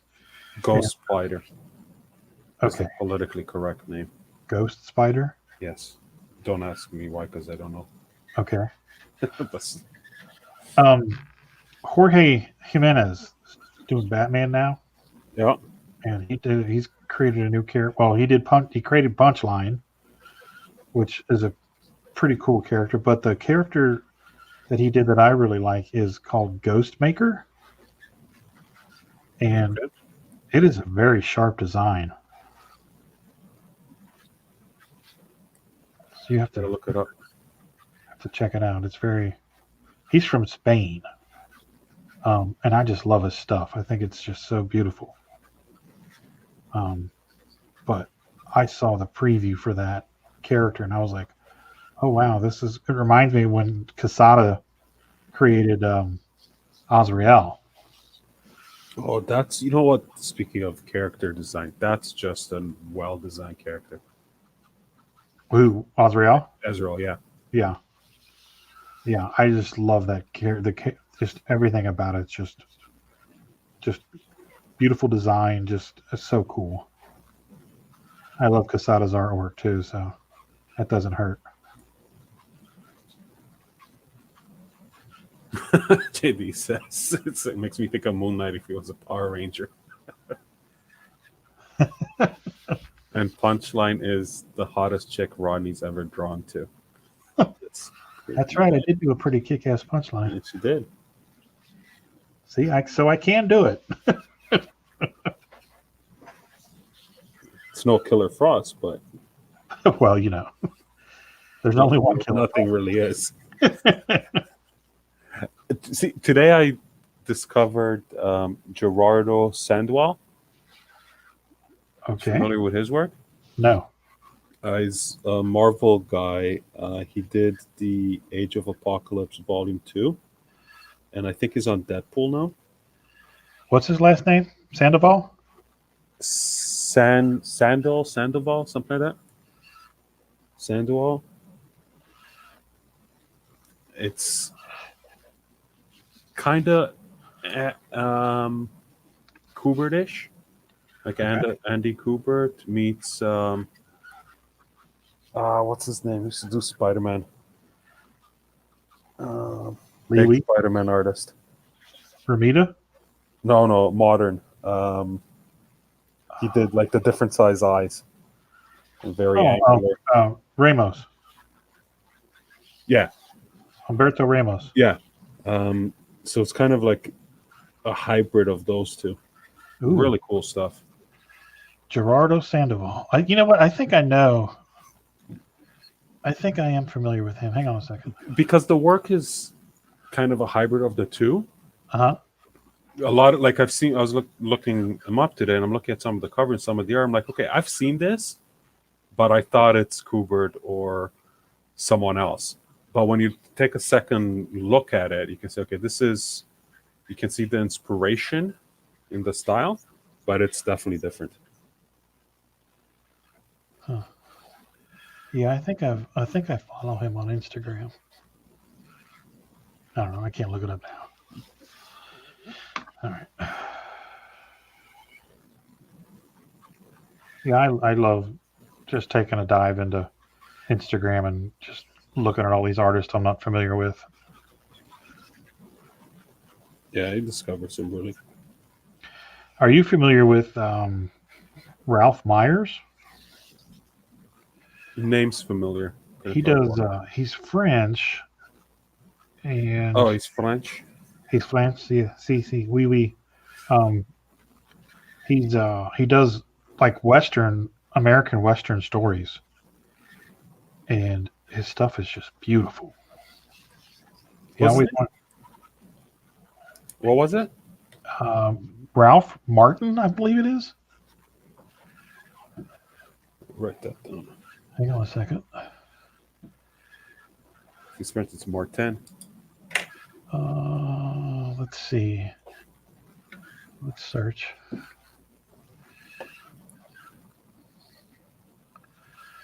Ralph. It's Ralph _ Meyer _ art. Oh, Ralph Meyer. Okay. Yeah. His stuff is just amazing. Brushwork. His colors are beautiful. Very good use of contrasting blacks and whites. Just love his stuff. I was turned on to him by the guy that did issue 1 of Roadkill Rampage for us. Oh, what's his name? Amon. Yeah, that's it. I'm really liking Riccardo Federici lately. I just keep on watching his stuff over and over again. He's an oil painter and does stuff for DC. He did a lot of the covers for the Bat Who Laughs. Okay. And like the Let's Stop Robin and stuff like that. So, I follow him on Facebook and Instagram, whatever. And a month ago or 2 months ago, he posted, he's like, hey, I found all these old sketches kind of laying around. If anyone's interested, I wasn't going to sell them, but if anyone's interested, let me know. And he's showing some of them. So I'm like, oh, sweet. Just like sketches from the garbage pile is what I'm thinking, right? Right. Because I know I can't afford like a commission from him or anything like that. So I'm like, okay, cool. I'm like, oh yeah, cool. How much? Really like that Aquaman. What's the deal? And he's like, yeah, well, it's 11 by 17. I was like, oh shit. This is sketch, right? 11 by 17, blah blah blah. $800 plus shipping. Oh Jesus. Oh man, I'd love to, but yeah. Just can't do that. I can't do it. I just can't pull the trigger, dude. Yeah, I can't do it, Captain. But like, I didn't realize it's so big because that was his first comment. No, his first comment is like, it's 11 by 17, so shipping is probably going to be around $50. I was like, oh god, right? You started getting the sweats. Yeah, it's like, oh, I know where this is going, and then I'm thinking like, how do I tell him thanks, but I'm sorry, it's not for me. I would love to, but yeah. That's funny. So, Riccardo Federici, is that what you said? Yeah, I'll Okay. send you his link. He's got a weird, his handle is weird. But yeah, he's just something else. He's a fine art, like one of those fine art guys Right. that does comic books. Like oil and airbrush and acrylics and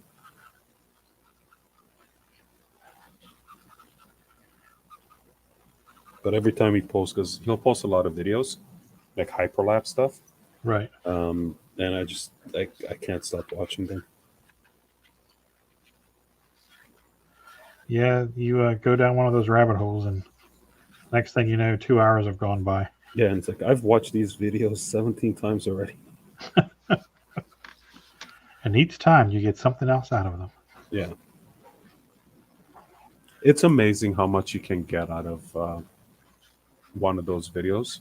Yeah. When it's someone that's really good, like that really has a good technique.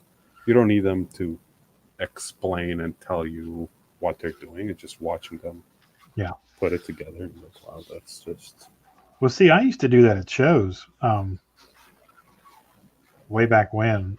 I would stand there and I would watch them draw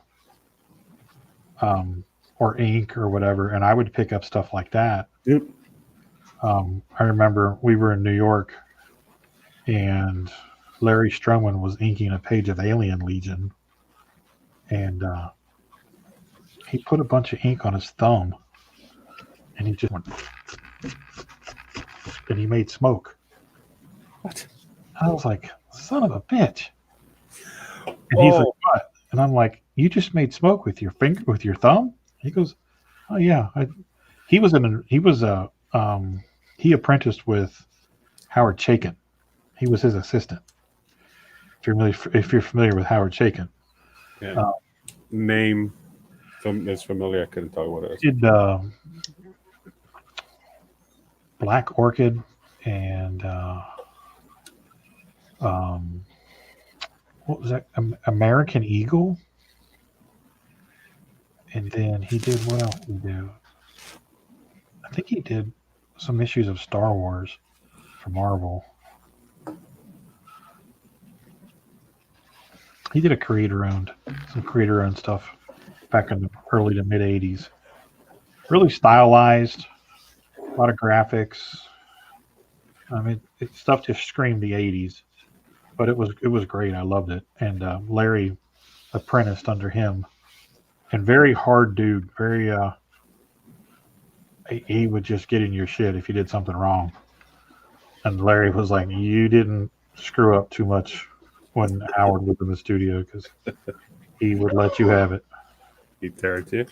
He said so. I learned quick. So it's funny saying that you just pick up like the weirdest little things. So I was watching some guy not too long ago on a live stream who was just going on about a rant. He was just ranting about stuff, right?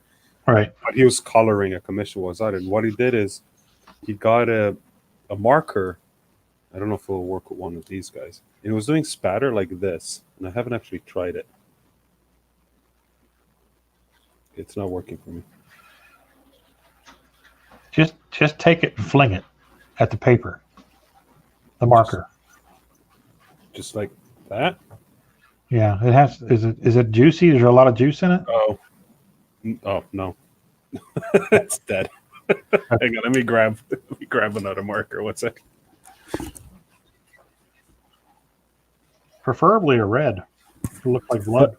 He was flicking it on the tip of the. Yeah, like you do a toothbrush with ink or whiteout to get stars. Have you ever done that? No, because I use paint and like I know the toothbrush thing. Yeah. I haven't. Okay, let me see. This should be. Yeah, this is nice and wet. So he was going like.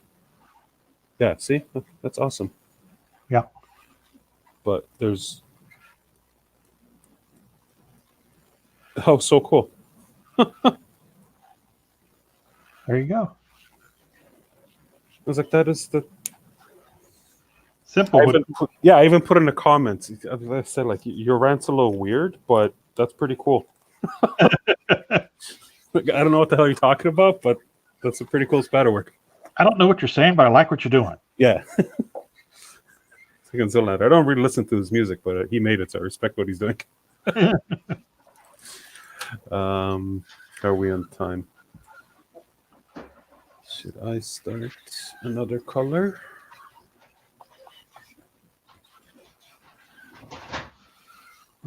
Oh wow, it's 9:45. Yeah, are we staying on or are we packing it up? Because I gotta change colors if. What do you think, baby? You want to keep going or? I don't care. It doesn't matter to me. If you guys are, I don't care how long you guys. Yeah, let's go. Pick up another color.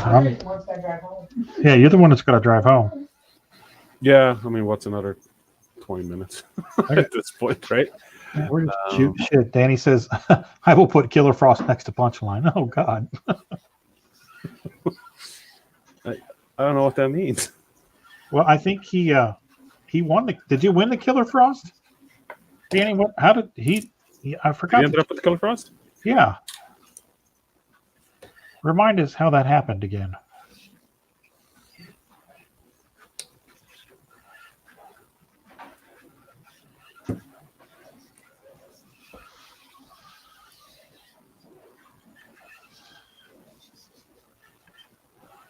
Because Warner gave that away with a Kickstarter at one point. Like, Yeah, I think that's what it was. Like, if you hit a certain quota, like, Yeah, that's what it was. whatever, was one of those things. Yeah.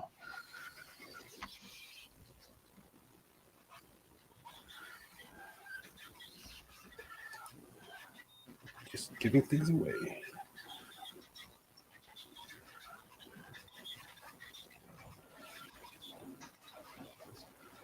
So do you like the cartoony stuff like the Humberto Ramos? I appreciate it. Okay. I don't really do that style, Right. but The reason I ask is because he had an apprentice that worked under him, Francisco Herrera. yeah, familiar with the name too. He did a couple of issues of Peter Parker, and he's like Ramos on meth. Just really exaggerated characters. I love his stuff. He works for Disney now in the animation department. Nice. But his stuff is just so cool. I love the cartoony stuff. I mean, my favorites growing up were Michael Golden, stuff like that. Umberto Ramos, Chris Machado. Trying to think who else. More on the cartoony edge. Oh, what's his name? There's one guy who's I can't remember his name now. Who's like the inspiration for anyone who does cartoony comics. Jack Davis. Nope. Scotty Young. Oh yeah, Scotty Young. Yeah, he's on there too. Yeah, Scotty and Sean Galloway. Yeah, Sean Galloway. He is super nice. I used to chat with him on either Instagram or YouTube when he kind of first got into social media. Yeah, I was talking about that earlier. Yeah, like really just like anytime he was doing something live or posting stuff, he was just so responsive and chatty, right?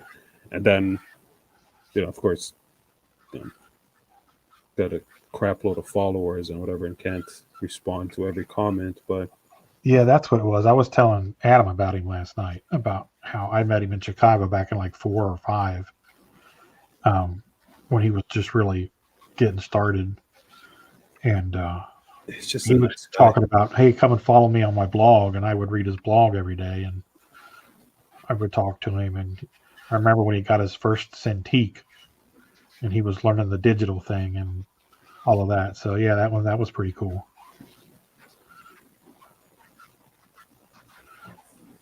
It's like watching him grow up. Yeah, I mean, it really is. It's watching an artist learn his craft. Yeah.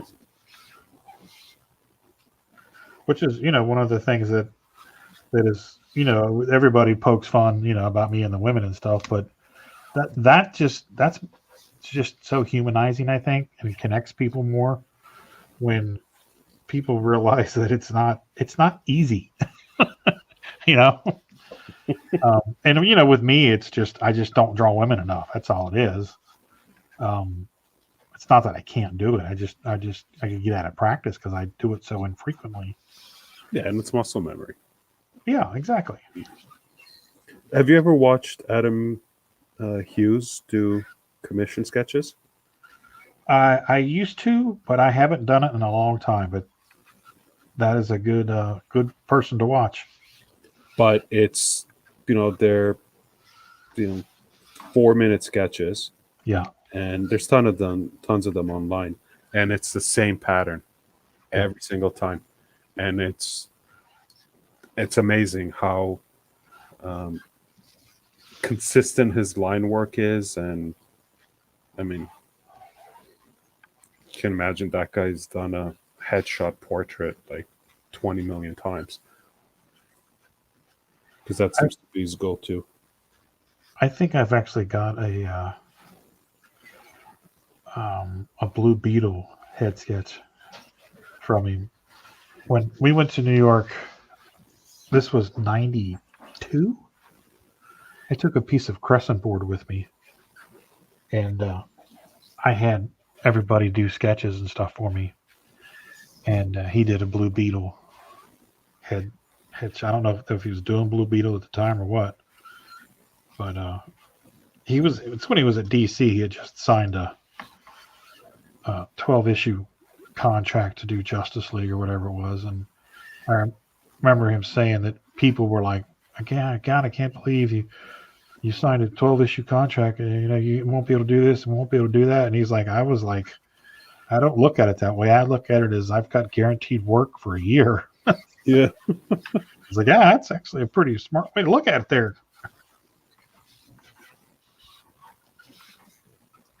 He was, he probably still is. He was like a Copic spokesperson, right? Probably because See, he used a lot of gray tones for forever. But yeah, probably. I think you're right. because he had an instructional video on or promotional video, like Yeah, you're right. You're right. He Draw did. Women or something, and that was presented by Copic. He's got to be partially responsible to Copic becoming as popular as they have. Yeah, you're probably right.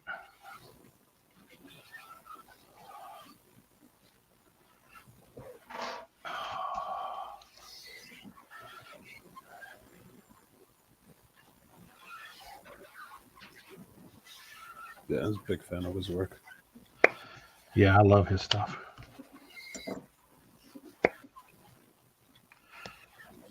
That Art Nouveau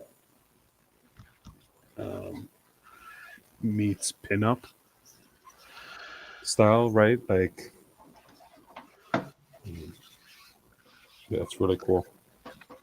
And him and there's another guy who has a very similar. I think he's Korean. Similar line work, but doesn't really do the colors. Yeah. Let's see if I can look him up.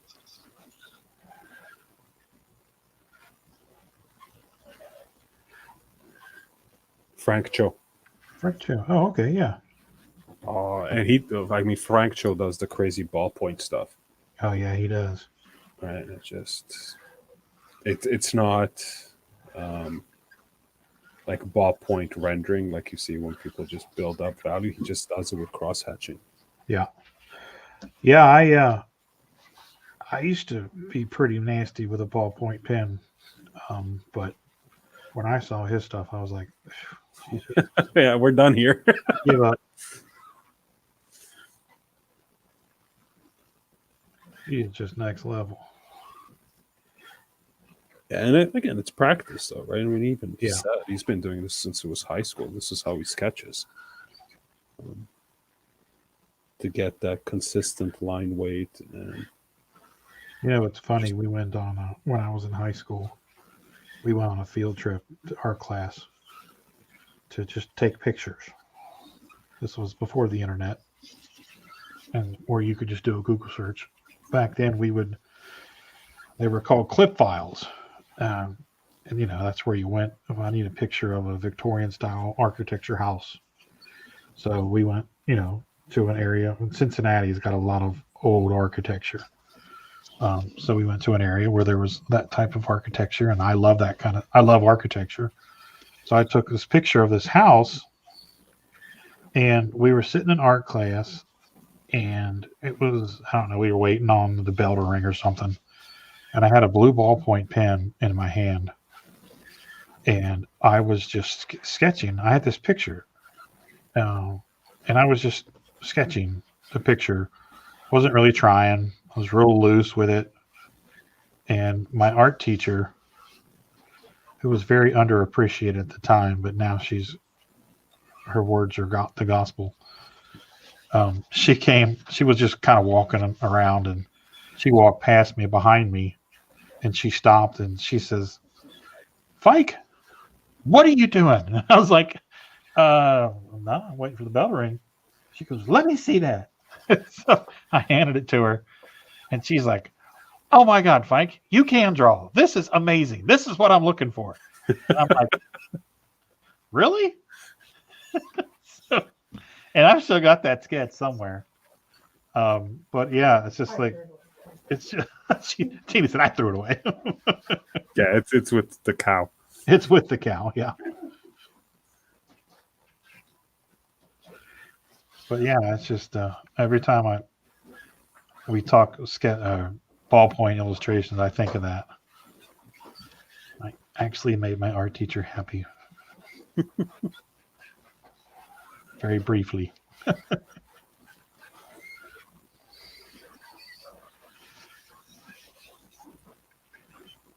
It's, when you look back at high school, college, university, whatever, and look at the teachers that made a difference and the ones that, well, they all made a difference, but in different ways. Yeah. And if this teacher only supported me to do this, or if that teacher didn't tell me not to do that. Yeah. She was. Jamie says, I made my art teacher happy when I told her I wasn't coming back next year. There you go. It's funny because she used to, when we were doing,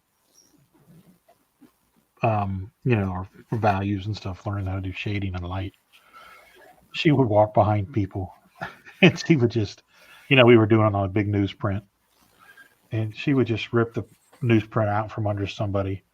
She's like, start over, no outlines. Jeez. And that was like her go-to. Start over, no outlines. So that was so embedded in my head for so many years. No capes. Yeah. So, to this day, I thought, see, I'm even kind of doing it here subconsciously. I'm kind of blurring that line with a mid-tone. Yeah. And it's because of that. Oh, shit.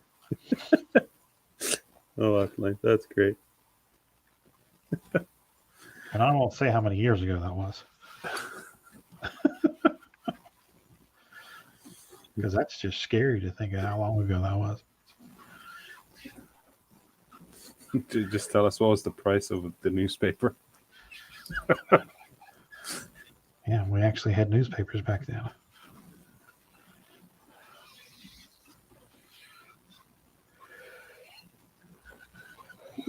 I think I'm done rendering. Not necessarily done with this. I'm just done. Legit though, she ignored 90% of us and nurtured the hell out of anyone with interest and potential. I don't blame her. Yeah. Oh, is that JD's coming? Yeah. Yeah, my art teacher, she belonged on the board at the art museum in Cincinnati, and she was really hoity-toity, but we were such blockheads because all we cared about was comic book artwork, and wanting to do Conan and stuff like that in art class, and in her opinion, comic book art was a waste of time, and blah blah blah blah, and and of course, when you're 16, 17, 18 years old, you ain't trying to hear that. Right. So, she was the enemy to a certain degree, but she's probably my most cherished relationship with a teacher in all of my high school days. And we would go back to school and we would go visit her and just sit in her classroom for 2 or 3 hours and talk to her. And I never did that with any other teacher ever in my life. So even though she was hard on us, she had her reasons. She knew what she was doing. But the thing is that, if you look at European contemporary art and where they are and the way they look at things now versus the way they saw it's happening here, right? They're showing things like Erlo Ivetti, Simone Bianchi, Riccardo Federici that I mentioned earlier. Their stuff is all in galleries. Yeah.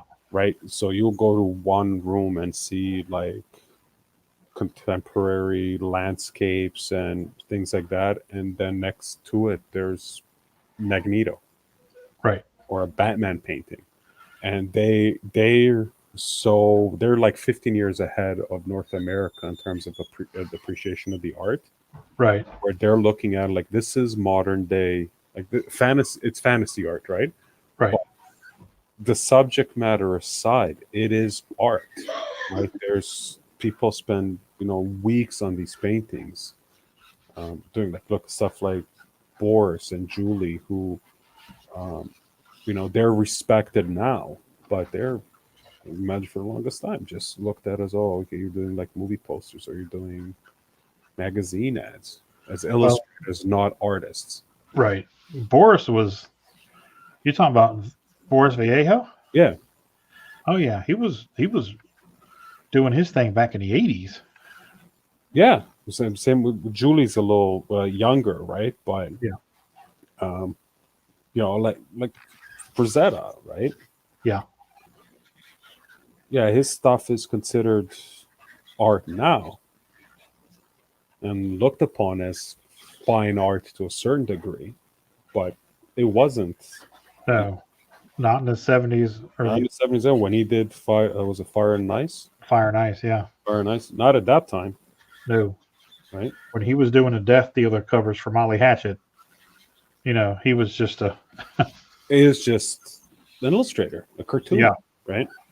And I remember when I went into high school, and I don't know if it was like this in the States too, but I was the last year where they had grade 13 in high school. okay. So they had the grade 13 for the longest time. And I was a visual arts major, and then for our grade 13 art project, right? Because we did, you had to do like come up with a concept and do this big piece they worked on all year. It was kind of like a art thesis in high school, right? Okay. So what I wanted to do was this big Art Nouveau style piece, but it was like barbarians and like I don't remember the details, but it was like sci-fi, Right. right? All in the art panel, just because you had to present your concept, sketches, and whatever to all the art teachers, right? They had to approve your project. And oh no, they would not have it. Like, this is illustration, this is not art. Try again. So so I came back a week later with my new concept, and it was a bunch of mirrors. Like, I took a mirror and I shattered it, Yeah. and I glued all the pieces to little wooden triangles, and I reflected, because the high school had this big glass roof in the hallway, Uh-huh. and that around noon, the way the sun hit it just lit up this corner. So I set them all up there, and I would reflect it on this big wall and just kind of take the shattered reality and put it back together to the reflected light. That was my concept. Right. Right? And they loved it.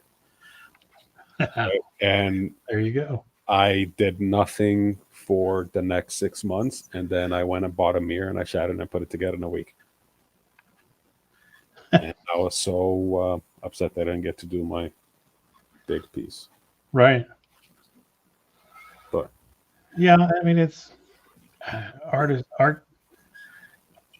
is it's just so subjective, but when you get people that just refuse to acknowledge, I mean, I don't know, art is it can be anything, Yeah. but when they try to tell you that this isn't, I got a problem with that. yeah, well, that's not art. And I get it. You're in school, and hey, Dave Dye's in the house. What's going on, buddy? Hey Dave, how you doing? When they're like, okay, you need to learn how to render, need to learn how to do values, and how to use the medium and oil and watercolor and gouache and whatever it is that they're teaching you. Cool, but if the interest is like, you could teach me how to use oil paint and how to render a sphere with drawing an apple, drawing a sphere, or drawing Iron Man's helmet. It's the same technique, right? Yeah. Right. So if the student wants to do Iron Man's helmet, let him do Iron Man's helmet. Who cares? Right. As long as he's learning the principles of what you're trying to teach. Exactly. Yeah. That's the whole point of it. Yeah. You're teaching a technique, you're teaching a medium, you're teaching something. It's not about the subject matter, right? Right. It's like, oh, you want me to draw apples? What if I do a grape? Is that a problem? No, grapes are fine. Okay. Yeah. Yeah. I agree. That's my little rant on that. But I had some good teachers, and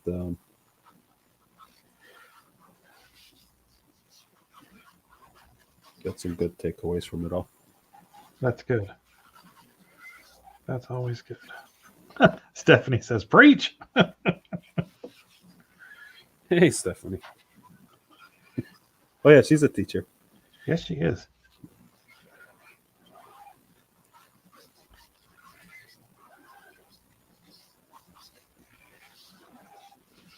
And then in college, I went into the programs called Digital Media Arts. So it was like a mishmash of everything: video editing, audio editing, coding, graphic design, whatever, right? Right. And it had storyboarding. And I think it was a storyboarding class. And the teacher that was teaching the storyboarding class, he did comics. Really? Yeah, and he had published stuff. Like he did stuff for Marvel and Malibu, maybe not big titles, but he was a comic guy. Okay. And I remember his first name's Gord. I can't remember his last name because he was one of the school teachers. Yeah. So just call me Gord. Right? You don't need to call me Mr. Smith. Just call me Gord. And yeah, he was really cool. Huh. And he was like, yeah. We didn't really do much in this class. I think about it. Well, you were just hanging out with Gord. Yeah, we're just chilling with Gord. Yeah. Good guy. It's a Gord Power Hour. Yeah. Talking concepts and storyboards. There you go.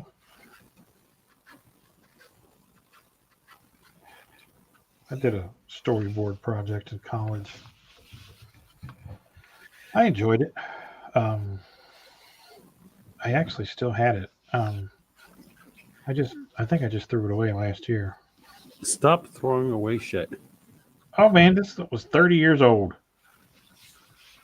It was falling apart. Like the rubber cement had dried up and it was all that's how old it was. I used rubber cement. If somebody has to throw away shit so we can save more. Yeah. I got to make way for all the new stuff. Steph says, now, I might explain to you why the grapes are harder than the apple, but I'll still let you try the grapes.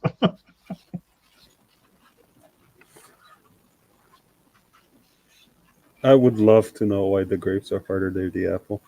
Yes, please. Please enlighten us. Please expound. Really curiously.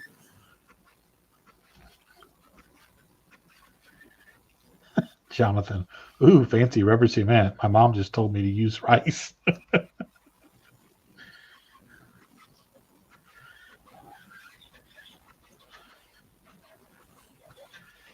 Yeah, that should tell you how old I am. We used rubber cement. What was that for? For gluing the storyboard frames onto the paneled artwork. Okay, got it. Because you had to go buy the frames. They were templates, and then so you would do your illustrations, and then you would rubber cement them to the back of it, and that's how you presented it. Right. Yeah, they made us do that in college too, where we had to mount everything on a black foam core. Yep. And you had to have your label on the bottom right, and it was a certain size label. I never understood why they made us do that, and they wouldn't accept it if it didn't have all that stupid shit. Did you have to put a piece of? We used to have to use a navy blue piece of. It was a thicker piece of paper, and it kind of had a texture on it, as a cover sheet, and we had to use white graphic tape along the top of it, one stripe. It had to be uniform, and then you had to flip over your artwork and cut out the paper so it matched the piece of artwork exactly, and yeah, all that stuff, all that jazz. No, we had to do a sheet of vellum over it. Oh yeah, the vellum had to be underneath the thick paper. Oh yeah, they didn't ask us to do the thick paper. And the stupidest thing was with the vellum, they ran out of the vellum at the store, at the school store. Of course they did, because everybody was buying it. Everybody was buying the vellum, so there was no vellum. And then, like, came to hand in projects, and half the class didn't have the vellum sheets, and she's like, "I'm not accepting because there's no vellum." It's like, the store's out of vellum.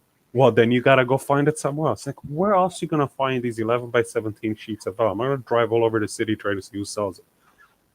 So That's funny.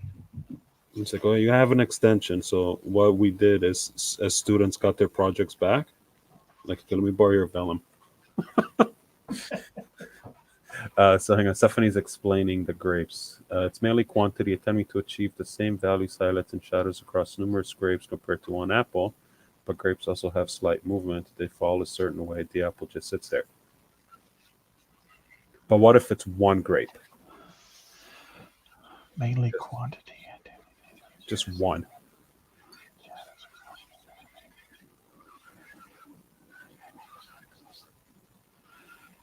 Huh. That makes total sense. If you can draw an apple or a bunch of grapes in a... Oh, yeah, totally. Yeah. But if it's one grape or cherry. What about a kiwi? Because then you have to render the fuzz.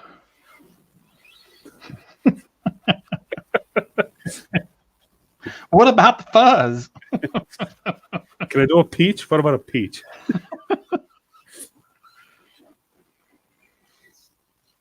Yeah, I'm going to be the difficult student in the class. Now we sound like 15-year-old boys in the back of the art room reading comic books. Can we draw Conan? No. Get back to your grapes. Your apples. Oh, Danny with his plums.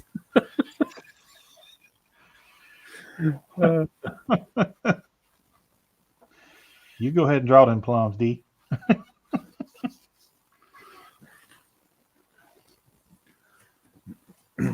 Plums.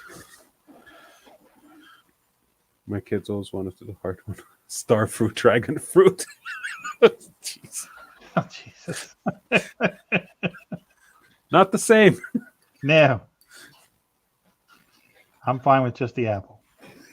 In grade 9, they made us paint ginger, like ginger root. Really? And I can't remember why. Like Yeah. the actual... Yeah, we had to go to the Brown. grocery store and buy a piece of ginger root and paint it on like little pieces of canvas. But it must have been acrylic. But yeah, they gave us these like 6 by 6 inch canvas squares, not stretched or anything. Just like, here's a piece of here's a piece of canvas, and then go draw me some ginger. Huh. Paint me some ginger. And I think it probably because of the organic nature of it. Yeah. The curves and the dips and the valleys and the way it catches the light. Like, it's just a value study. Right. But nobody explained the point of it, right? Yeah, see, that was a lot of my issue with, I mean, and that goes like even to like football and stuff like that, is nobody really ever explained why you were doing what you were doing. And I was always the one, why? What are we trying to learn here? Because if you told me, I would do it better. I understand why I'm doing what I'm doing. You know what I mean? Yeah. Yeah, for sure. Says Jonathan says, someone hands me ginger and I'd probably eat it. He's that kid in the back of the class. Jonathan, stop eating the ginger. When we're done drawing, can we eat this? Look at the Ralph Wiggum thing. That's interesting. Ginger has such an interesting texture. That's an odd choice, though. Maybe for mastering browns and natural tones. Not in grade 9. Yeah, I was going to say, maybe in senior year. Yeah. Huh.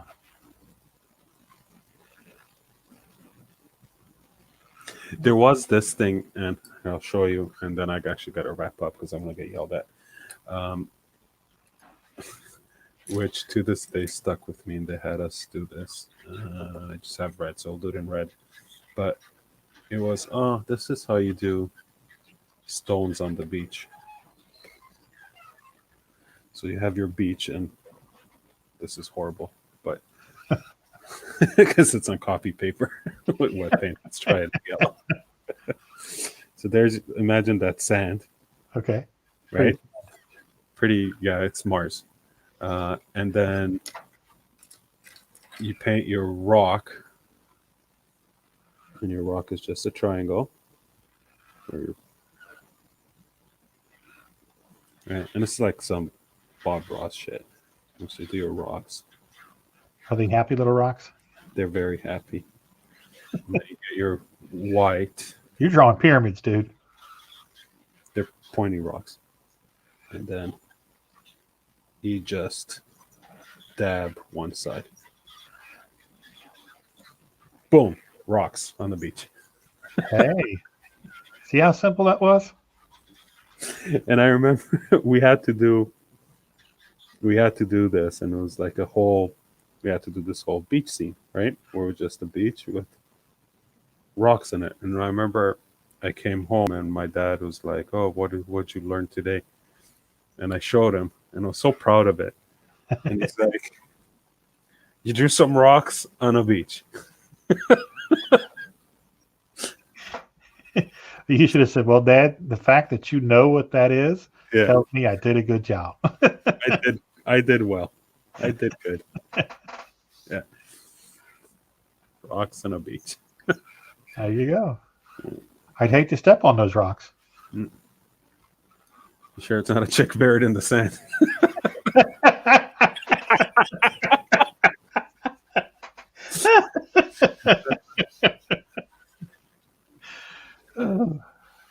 A shadow, a happy shadow. That's a strange place to put an antenna. Yeah.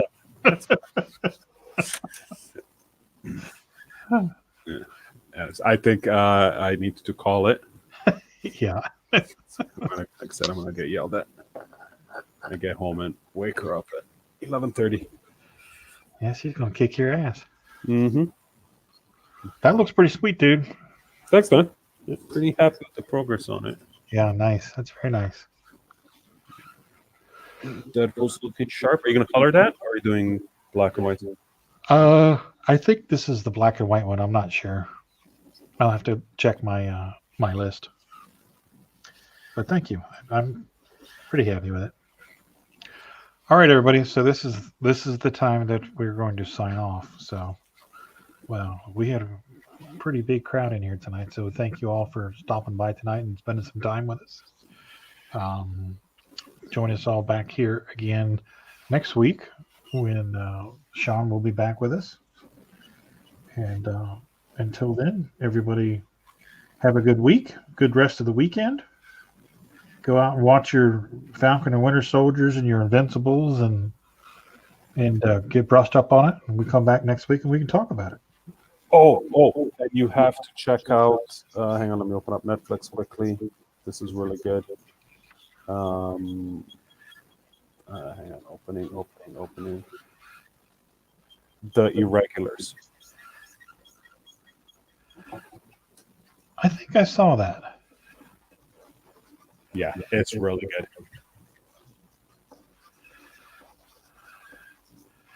Give me a quick rundown. Remind me.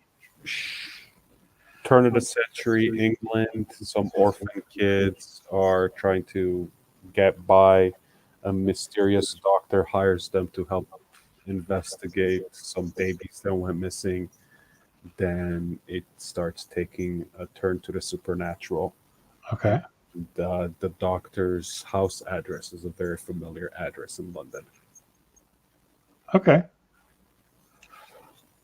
That kind of sounds like Umbrella Academy, but it got my interest peaked. Yeah, I'm trying not to give away any spoilers, but yeah. Yeah. Okay, cool. Great soundtrack too. All right, buddy. Well, thank you so much for spending the night with us tonight, Andre. We thank you for coming in and my pleasure. Making us laugh and letting us watch you do your awesome artwork. Thank you so much. All right. Have a great weekend. You too. And again, everybody, thanks for joining us. And come back and join us again next Thursday night for Thursday Night Throwdown. Until then, for Andre Elsh, this is Rodney Fike saying so long, everybody. So long.